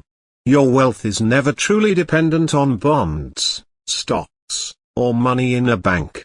These are really all symbols necessary and useful, of course. The point I wish to emphasize is that if you convince your subconscious mind that wealth is yours, and that plenty of money is always circulating in your life, you will always have it regardless of the form it takes. If you believe that wealth or money is dependent on your job or more hours of work, you have a limited concept. You are bound by your own beliefs. This is a world of cause and effect. If you worry and fret about money, this mood of lack will produce a greater lack of money. Your mental attitude is the cause. Less money is the effect. There is one emotion which is the cause of financial lack in the lives of many. Most people learn this fact the hard way. It is envy. For example, if you see a competitor depositing large sums of money in the bank, and you have only a meager amount to deposit, does it make you envious? The way to overcome this emotion is to say to yourself, "Isn't it wonderful? I rejoice in that man's prosperity. I wish for him greater and greater wealth." Do you know what you are doing? You are actually impressing the subconscious mind with the idea of wealth. To entertain envious thoughts is devastating, because it places you in a very negative position. Therefore, wealth flows from you, instead of to you. If you are ever annoyed or irritated by the prosperity or great wealth of another, claim immediately that you truly wish for him greater prosperity in every possible way. This will neutralize the negative thoughts in your mind, and cause a greater measure of wealth to flow to you by the law of your own subconscious mind. Maybe you know someone who is always trying to make ends meet. They seem to have a great struggle with money. Have you listened to their conversation?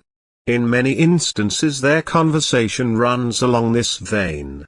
They are constantly condemning those who have succeeded in life, and who have put their heads above the crowd.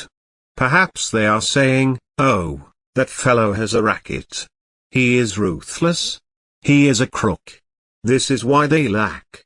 They are condemning the thing they desire and want.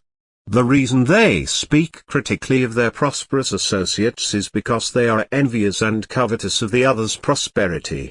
The quickest way to cause wealth to take wings and fly away is to criticize and condemn others who have more money than you. Do you say you never had a chance? Are you blaming your relatives, your mother, or father, because they never aided you financially? Stop doing it immediately. Learn that the secret to wealth is the correct use of your own mind. All of the resources of that infinite mind are behind you, seeking expression through you, if you will only have a receptive, mental attitude. If you are worried and critical about someone whom you claim is making money dishonestly, cease worrying about him. you know such a person is using the law of mind negatively. The law of mind takes care of him. Be sure not to criticize him, for the reasons before assigned.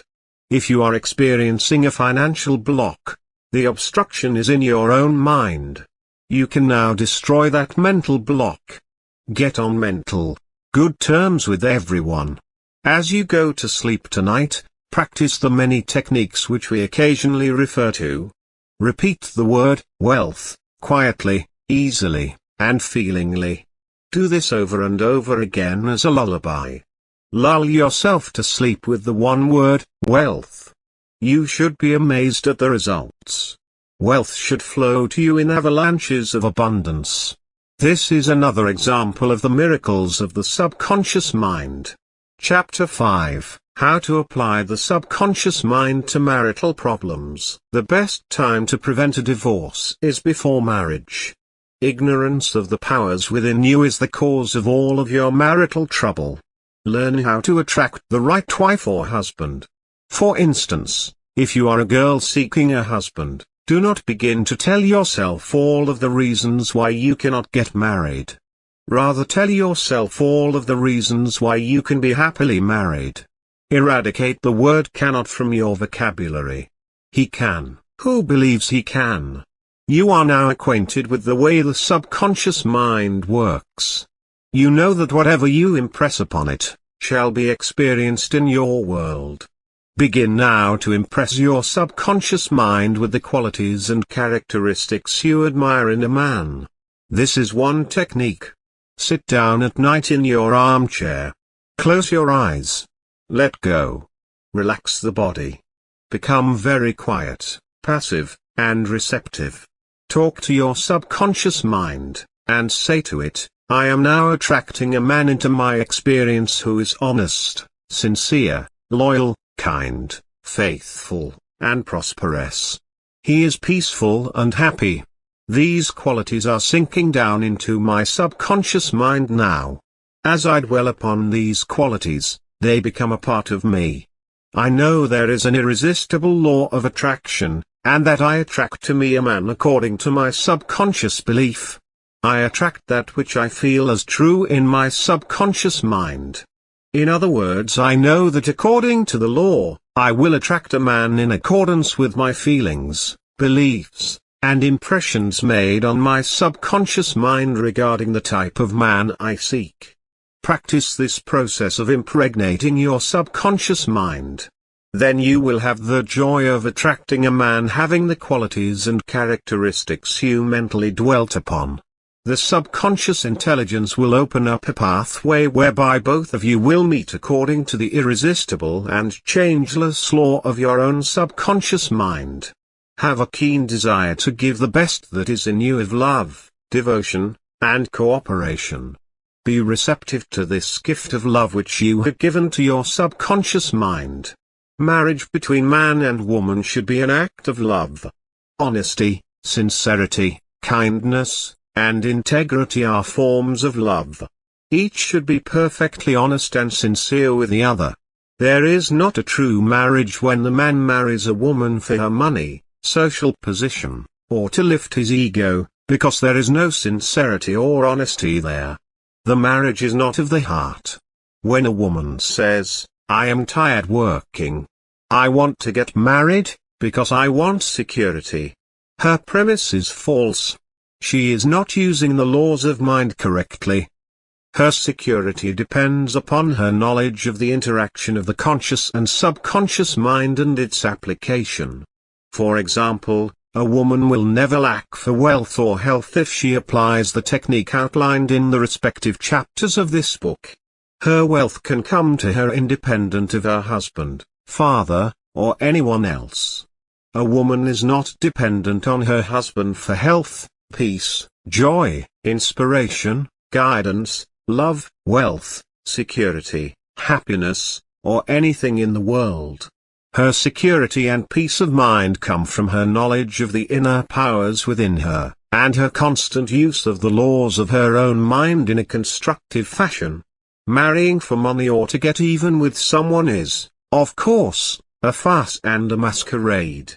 A man and a woman must be subjectively united in the sense that a real love or sense of oneness prevails.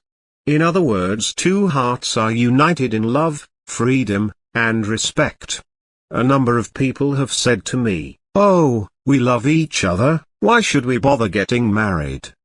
The answer to this is extraordinarily simple. What we subconsciously feel and accept as true is always objectified or made manifest on the screen of space. Their reasoning, therefore, is false and insincere. The law of mind is, as within, so without. Let us take the case of a man or a woman who has made an honest mistake. She now finds herself married to a drug addict. He refuses to work. She has to support him. He is ruthless and cruel.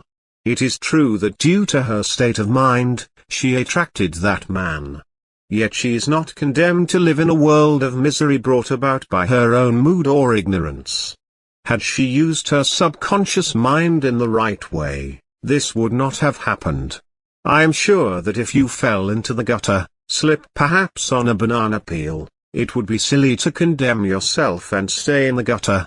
The obvious thing to do would be to get up out of the gutter, wash yourself, and keep on going. The woman herein referred to, packed her belongings, and left this man. She realized it was an intolerable situation. Surely this woman is not condemned to live with this man when their hearts and minds are miles apart. You can tie two people together with a rope, yet they can be as far apart as the poles in thought, feeling, and perspective. You are divorced mentally when your mind and heart are elsewhere. To stay together in such circumstances is chaotic from all angles. Marriage is a union of two hearts. There is no marriage where the hearts are not bound together in love and peace.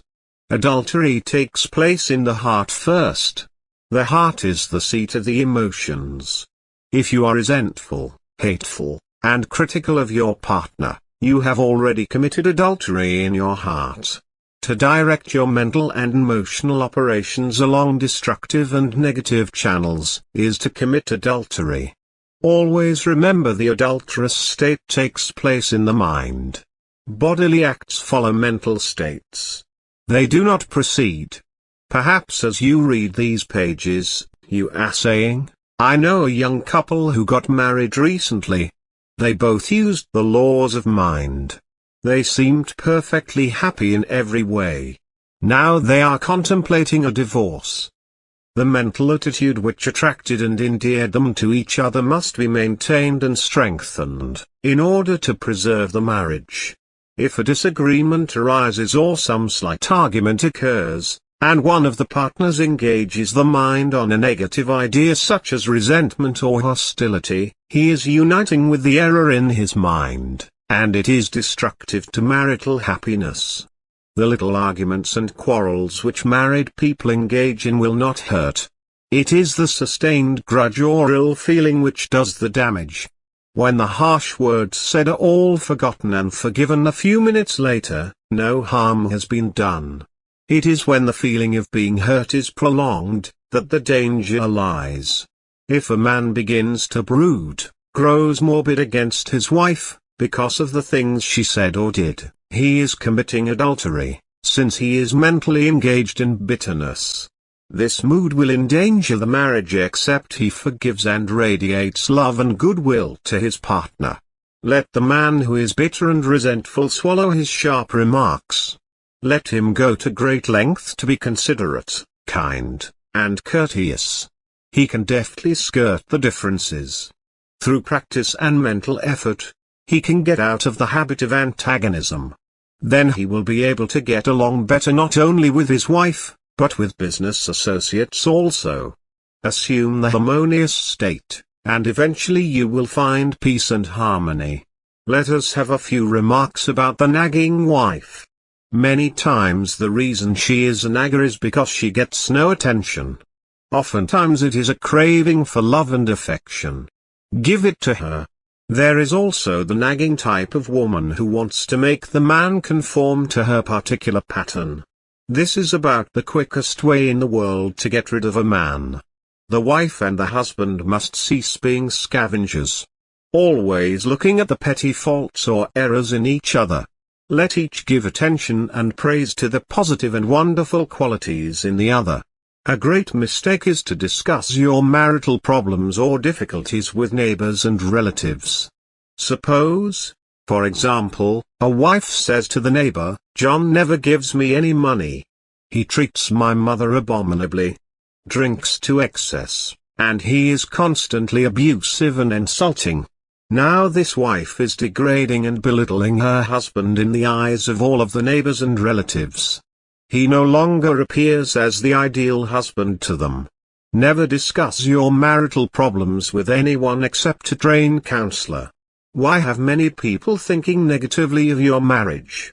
Moreover, as you discuss and dwell upon these shortcomings of your husband, you are actually creating these states within yourself. Who is thinking and feeling it? You are. As you think and feel, so are you. Relatives will usually always give you the wrong advice. It is usually biased and prejudiced, because it is not given in an impersonal way. Any advice you receive which violates the golden rule, which is a cosmic law, is not good or sound. It is well to remember that no two human beings ever lived beneath the same roof without clashes of temperament, periods of hurts, and strain. Never display the unhappy side of your marriage to your friends. Keep your quarrels to yourself. Refrain from criticism and condemnation of your partner. If there are children in the home, let the father praise their mother. Let him call attention at times to her fine qualities and the happy aspects of the home. A husband must not try and make his wife over into a second edition of himself. The tactless attempt to change her in many ways is so foreign to her nature. These attempts are always foolish. Many times they result in a dissolution of the marriage.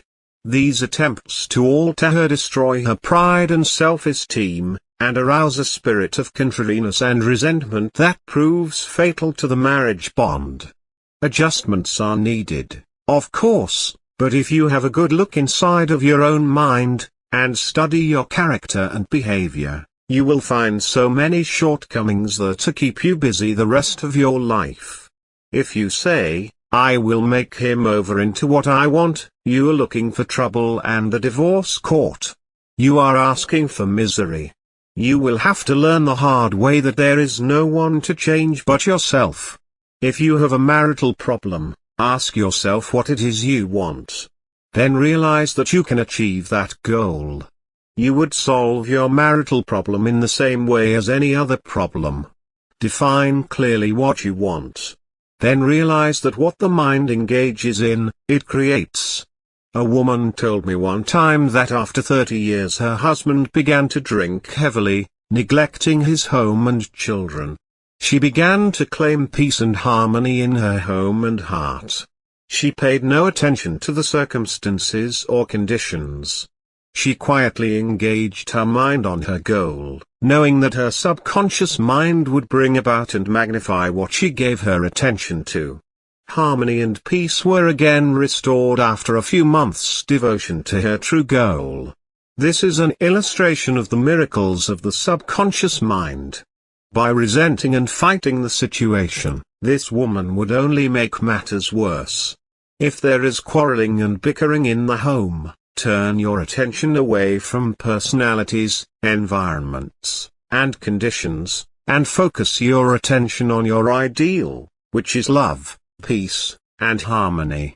As you feed your mind upon these ideas, the subconscious mind will respond and bring about harmony.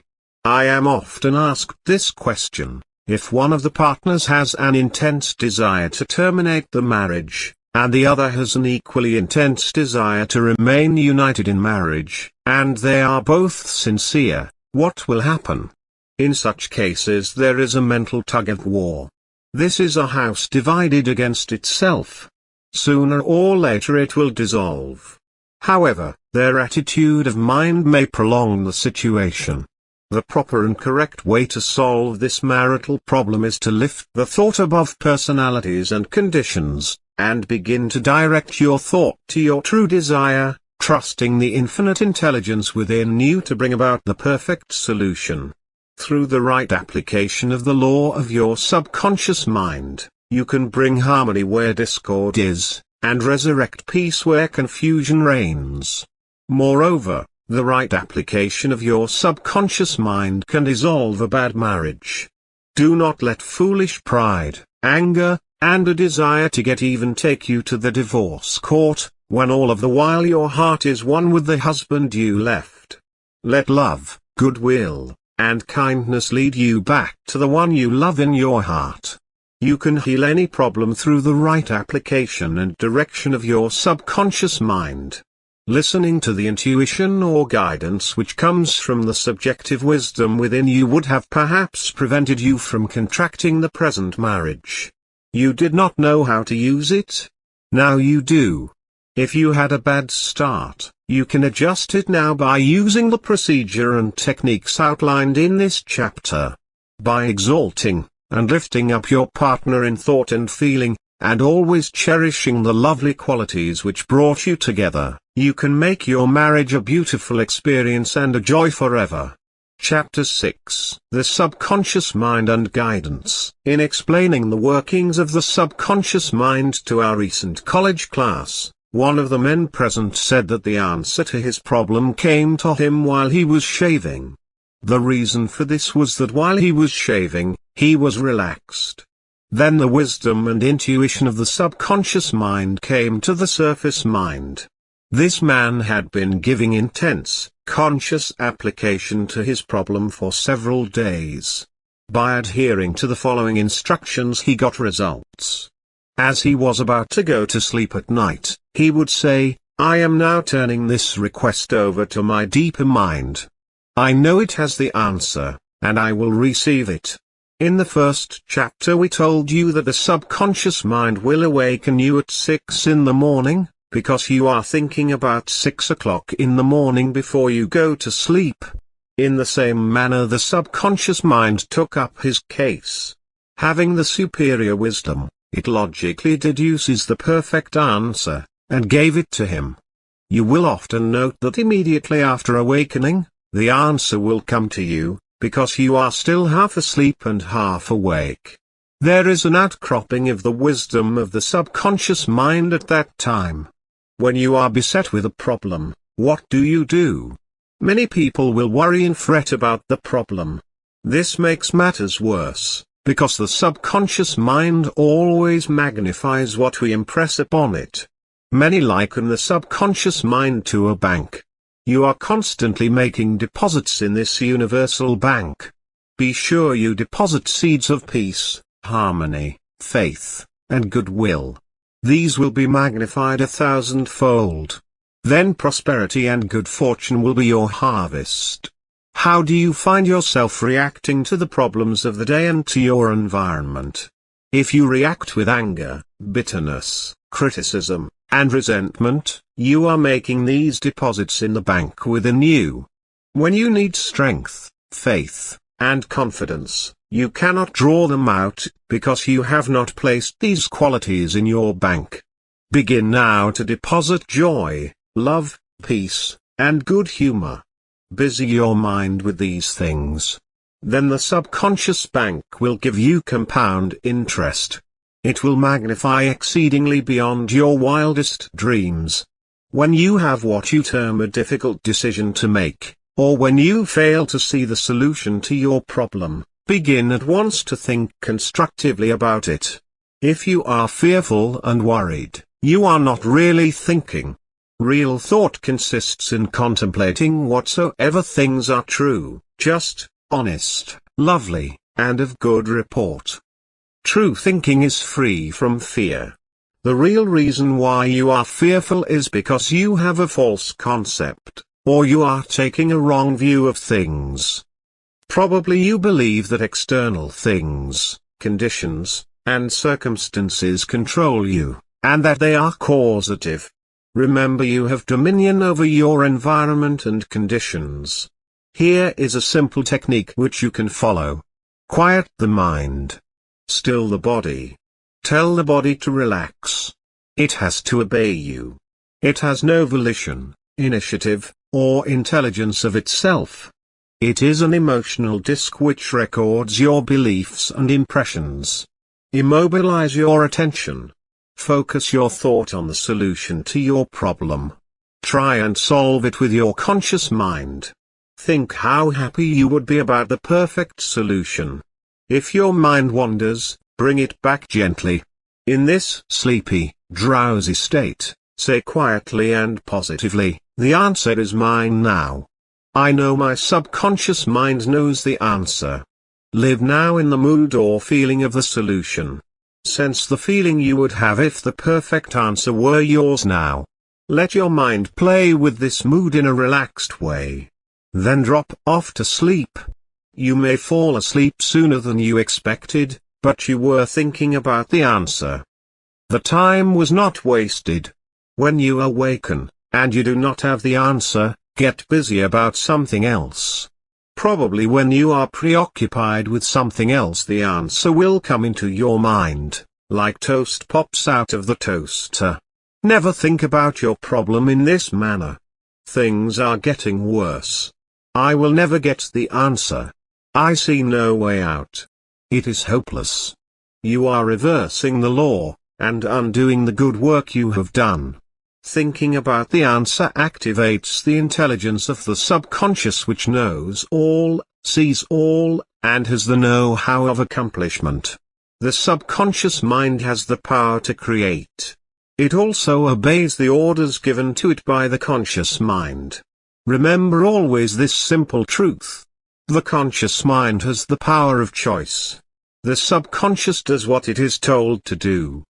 The latter accepts your beliefs and convictions, and brings them into your experience. It is an infinite, creative power. Some time ago I received a clipping from a magazine describing how Dr. Banting solved his problem of diabetes. He had made a profound study of the disease. One night he was awakened in the early hours of the morning with the answer to extract the substance from the degenerated pancreatic duct of dogs. This was the origin of insulin, which has helped millions of people. It does not follow that you will always get an answer overnight. The answer may not come for weeks or months. Do not be discouraged. Keep on turning it over every night to the subconscious mind prior to sleep, as if you had never done it before. One of the reasons for the delay may be that you look upon it as a major problem. You may believe it will take a long time to solve it. The subconscious mind is timeless and spaceless. Go to sleep believing you have the answer now, and that the solution is yours now. Do not postulate the answer in the future. Have an abiding faith in the outcome. Become convinced now, as you read this book, that there is an answer, and a perfect solution for you. Here is a very simple technique used from time immemorial to get an answer from the subconscious mind. Calmly think over what you want, such as the answer, the harmonious solution, or the right decision. The best time to turn over a request is just before going to sleep. Relax the body. Still the wheels of your mind. Suggest sleep to yourself. You will begin to feel sleepy, but you are still consciously aware and capable of directing your attention. For example, you can hear a baby cry next door, or you can hear someone walking around the house. You are in a state akin to sleep, between the waking and sleeping state. The Nancy School of Therapeutics calls this state the reverie. In this drowsy, meditative state you induce the subconscious mind to take over your problem or request. This passing over to the subconscious mind is best accomplished through the above process. You infer no opponent. You use no willpower. You imagine the end, the solution, and the freedom state. Do this with complete naivete and simplicity. Have a simple, childlike, miracle-making faith. Picture yourself without the problem. Cut out all of the red tape from the process. The simple way is the best. This is an illustration. I lost a valuable ring. It was an heirloom. I looked everywhere for it, and could not locate it. I decided to practice what I preach. At night I talked to the subconscious in the same manner that I would talk to anyone. I said to it prior to dropping off to sleep, "You know all things. You know where that ring is, and you now reveal to me where it is." In the morning I awoke suddenly with the words ringing in my ear, "Ask Robert." I thought it very strange that I should ask Robert. However, I followed the inner voice of intuition. Robert said, "Oh, yes, I picked it up on the sidewalk in front of the house. It is in my drawer." It did not seem very valuable, so I did not say anything about it. The subconscious mind will always answer you if you trust it. A young man in our recent class had this experience. His father passed on to the next dimension, and apparently left no will. However, this man's sister told him that their father had confided to her that a will had been executed which was fair to all. All attempts to locate the will failed. During the closed class on the miracles of the subconscious mind, this young man put into practice what he heard. As he went to sleep, he said, "I now turn this request over to the subconscious mind. It knows just where that will is. It reveals it to me." Then he condensed his request down to one word, "answer," repeating it over and over again as a lullaby. He lulled himself to sleep with the word, "answer." This student had a dream that night, a very vivid, realistic dream, wherein he saw the name of a certain bank in Los Angeles and its address. He went there, found a safe deposit vault registered in the name of his father which solved all of his problems. Your thought as you go to sleep arouses the powerful latency which is within you. For example, let us suppose you are wondering whether to sell your home, buy a certain stock, sever partnership, move to New York or stay in Los Angeles, dissolve the present contract or take a new one. Do this. Sit quietly in your armchair or at the desk in your office. Remember that there is a universal law of action and reaction. The action is your thought. The reaction is the response from your subconscious mind. The subconscious mind is reactive and reflexive. This is its nature. It rebounds, rewards, repays. It is the law of correspondence. It responds by corresponding. As you contemplate right action, you will automatically experience a reaction or response in yourself. You have now used the infinite intelligence resident in the subconscious mind to the point where it begins to use you. From then on your course of action is directed and controlled by the subjective wisdom within you, which is all-wise and omnipotent. Your decision will be right. There will only be right action, because you are under a subjective compulsion to do the right thing. I use the word compulsion, because the law of the subconscious is compulsive. Our subconscious convictions and beliefs dictate and control all of our conscious actions. The secret of guidance or right action is to mentally devote yourself to the right answer, until you find its response in you. The response is a feeling, an inner awareness, an overpowering hunch whereby you know that you know. You have used the power to the point where it begins to use you. You cannot possibly fail or make one false step while operating under the direction of the subjective wisdom within you. Think of a garden.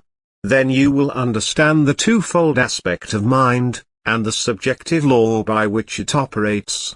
The conscious mind plants the seed in the soil. It decides what kind of seed shall be planted. As you know, the soil will grow whatever is planted, whether it is grapes or thorns. Similarly, look upon the subconscious mind as the soil. It contains all of the elements necessary and essential for growth. Again, let us realize it is the nature of the soil to bring forth, but as you know, it is not the slightest bit interested in what it brings forth. It does not care whether it brings forth a pear tree or an apple tree. All of the laws of nature would be violated should the soil refuse to produce or grow poisonous plants. Exactly the same thing is true of the subconscious mind. It is a doer. It never questions or talks back to you. It accepts what you deposit in it, and produces it in your experience whether it is good or bad.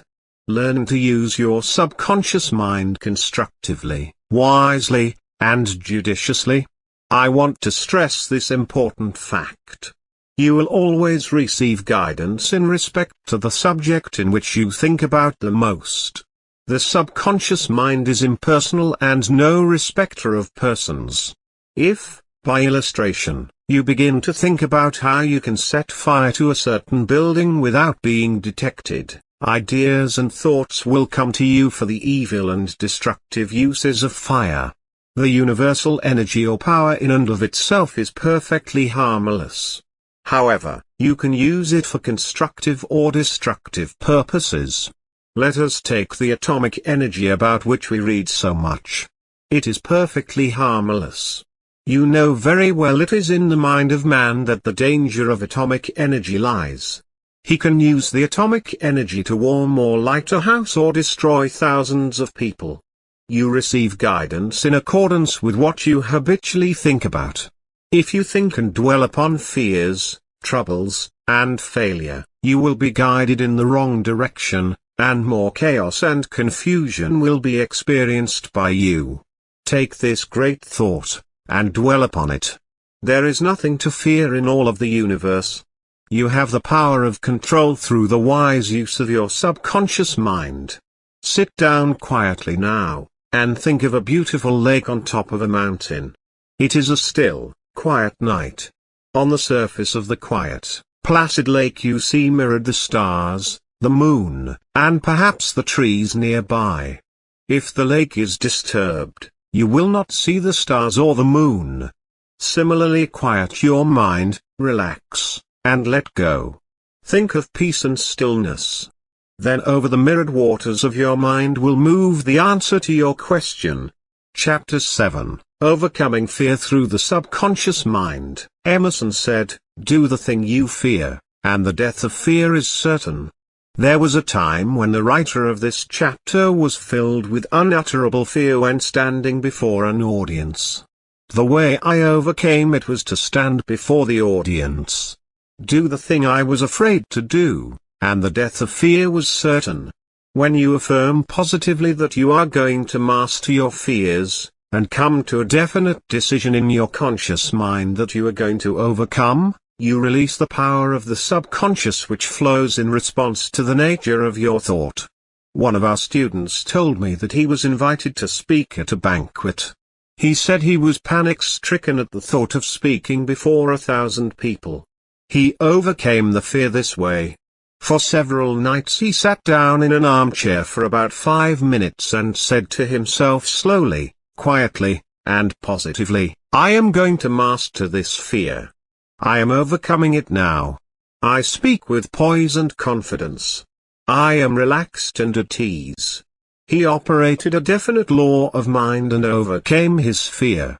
The subconscious mind is amenable to suggestion and controlled by suggestion.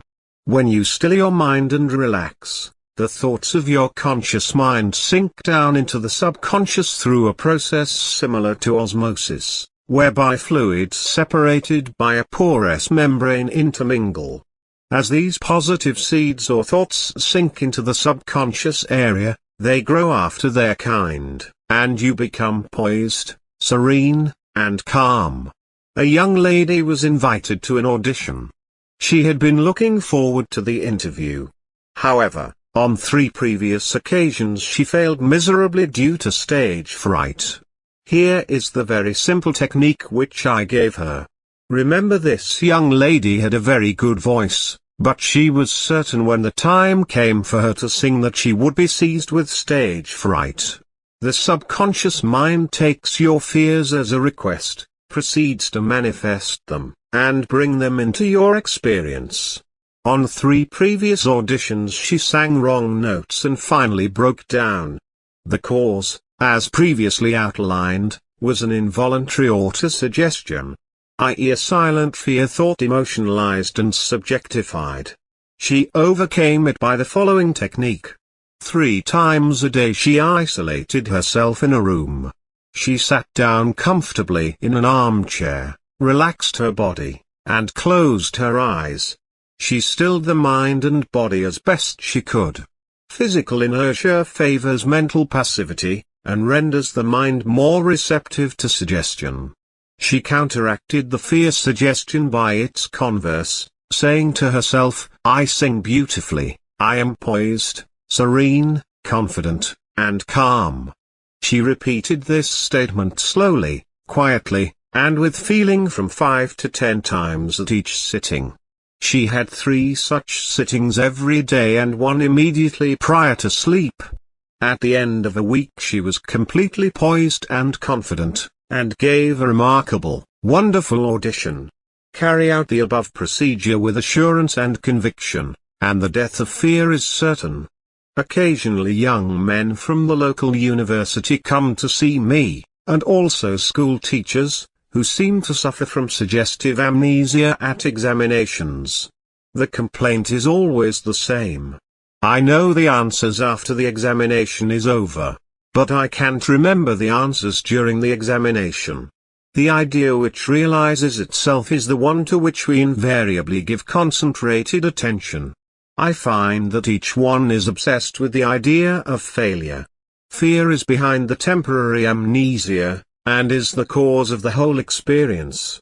One young medical student was the most brilliant in his class. Yet he found himself failing to answer simple questions at the time of written or oral examinations. I explained to him that the reason was he had been worrying and fearful for several days previous to the examination. These constant negative thoughts became charged with fear. Thoughts enveloped in the powerful emotion of fear are realized in the subconscious. In other words, this young man was requesting his subconscious mind to see to it that he failed, and that is exactly what it did. On the day of the examination he found himself stricken with what is called in psychological circles suggestive amnesia. A French psychologist named Bourdieu said, "What we have to work for in overcoming fear is education of the imagination." Here is how the young man overcame his fear. He learned that his subconscious mind was the storehouse of memory, and had a perfect record of all he had heard and read during his medical training. Moreover, he learned that the subconscious mind was responsive and reciprocal. The way to be en rapport with it was to be relaxed, peaceful, and confident. Every night and morning he began to imagine his mother congratulating him on his wonderful record.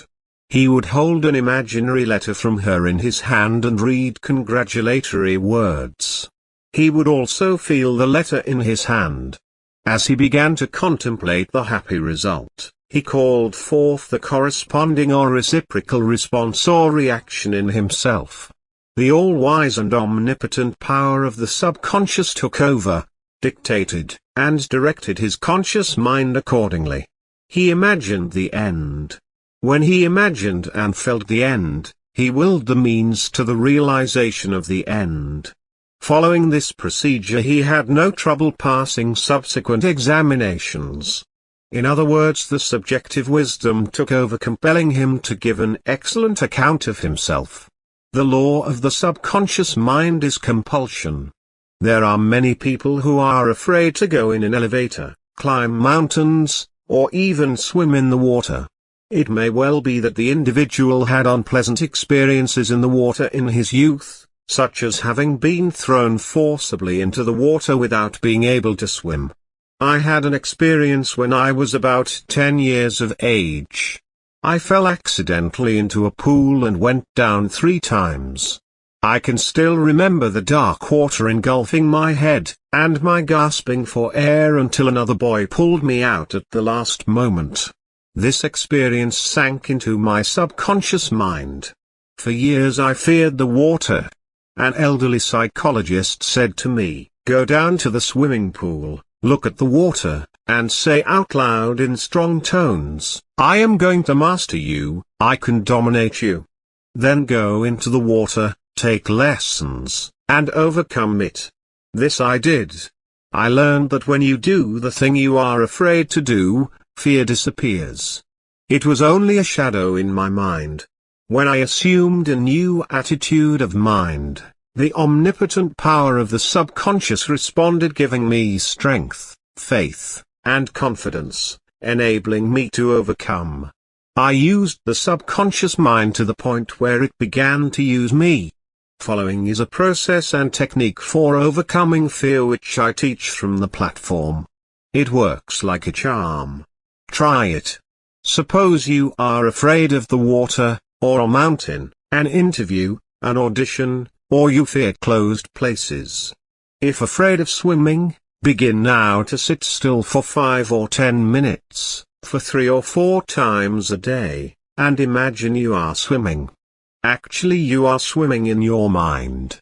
It is a subjective experience.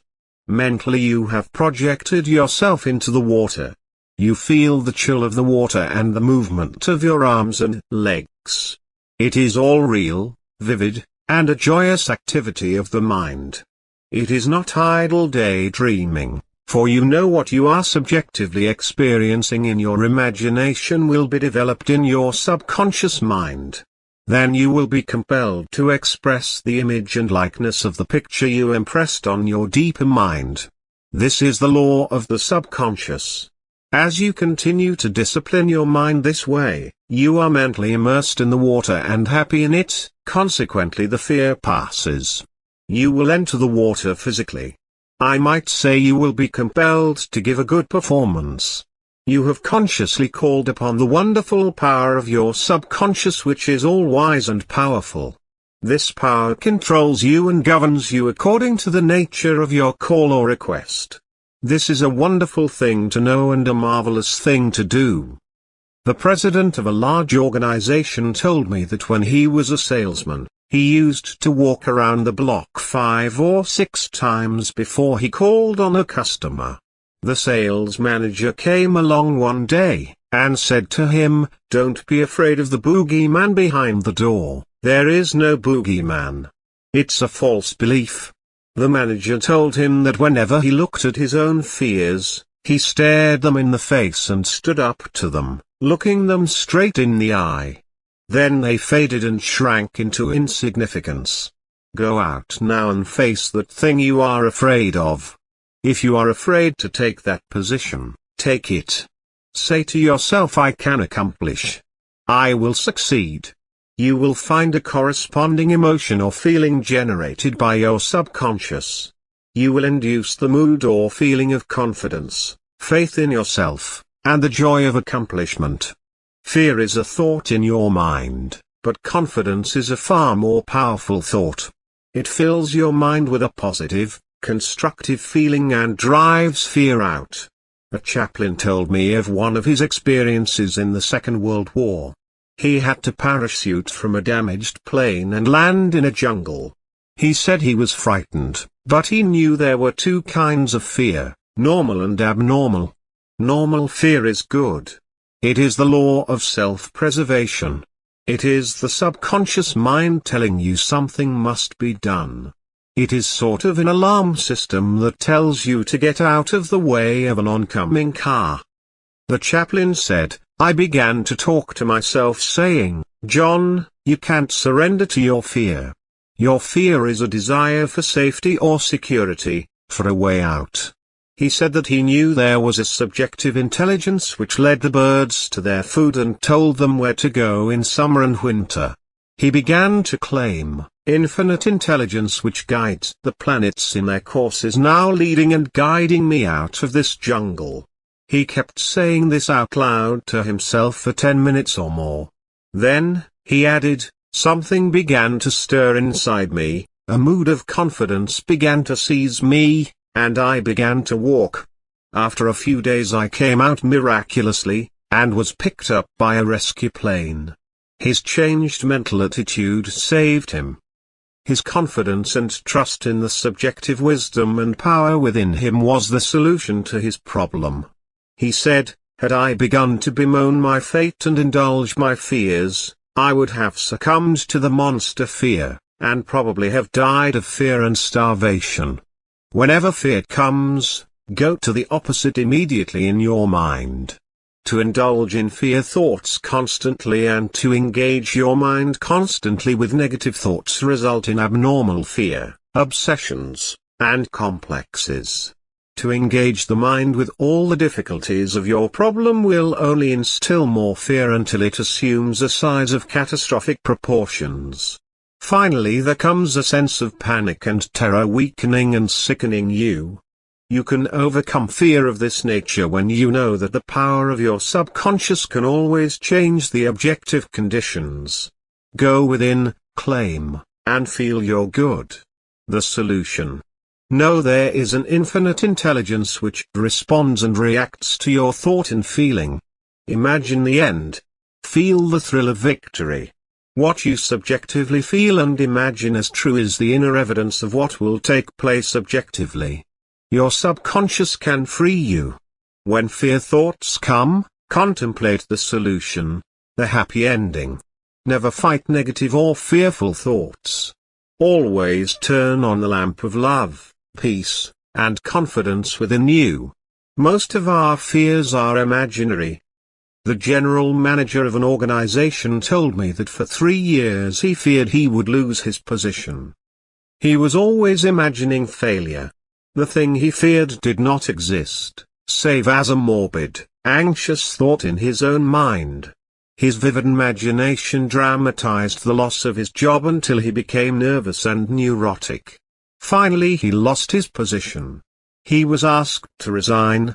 Actually he dismissed himself. His constant, negative imagery and fear suggestions to his subconscious mind caused the latter to respond and react accordingly.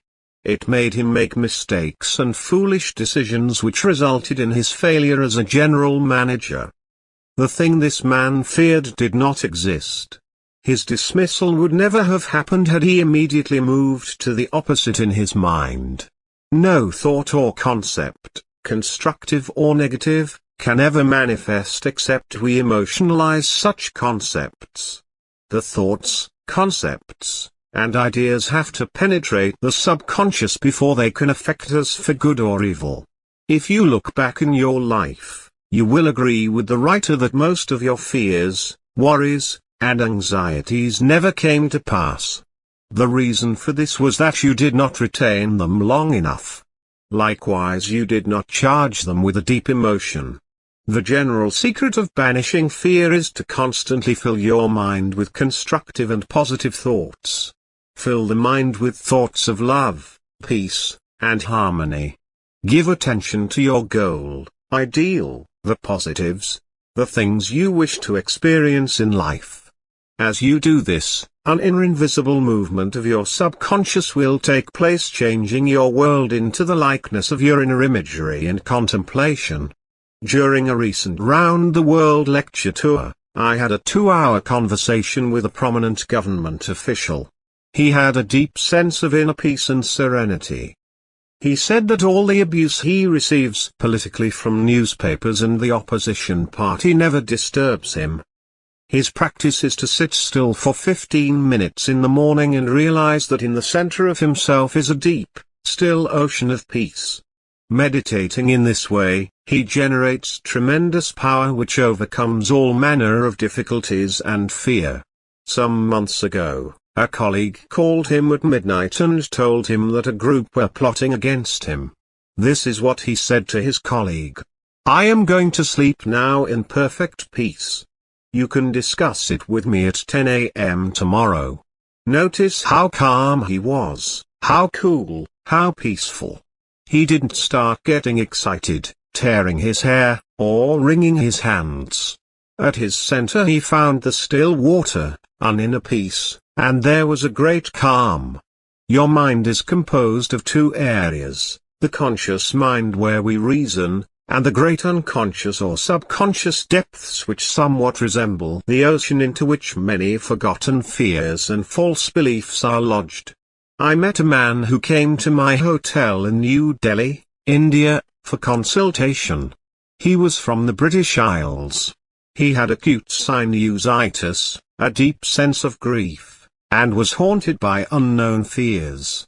I found in talking to him that he hated his father for many years, because the father had bequeathed all his estate to his brother. This hatred developed a deep sense of guilt in his subconscious mind. Because of this guilt he had a deep, hidden fear of being punished. This complex expressed itself as migraine and sinusitis in his body. Fear means pain. Love and goodwill mean peace and health. The fear and guilt which this man had were expressed as disease, or lack of ease or peace. The mucous membranes of his nose were always inflamed. This young man realized that his whole trouble was caused by his own sense of guilt, self-condemnation, and hatred. His father had long since passed on to a higher dimension of life. Actually, he was poisoning himself through hatred. He began to forgive himself. To forgive is to give something for. He practiced saying, "I completely forgive my father." He did what he believed right according to his light. I release him. I wish him peace, harmony, and joy. I am sincere, I mean it. Then he cried for a long time. That was good. He lanced the psychic wound, and all the psychic pus came forth. His sinusitis disappeared. I have had a letter from him saying that the migraine attacks have ceased altogether. The fear of punishment which was lurking in his subconscious mind has now disappeared. Use this perfect formula for casting out fear. I sought the Lord, and he heard me, and delivered me from all my fears. The Lord is an ancient word meaning your subconscious mind. Learn the powers of your subconscious, how it works and functions. Master the techniques given you in this chapter. Put them into practice now. Today. Your subconscious will respond, and you will be free of all fears. I sought the Lord, and he heard me, and delivered me from all my fears. This is the end of The Miracles of Your Mind, by Joseph Murphy.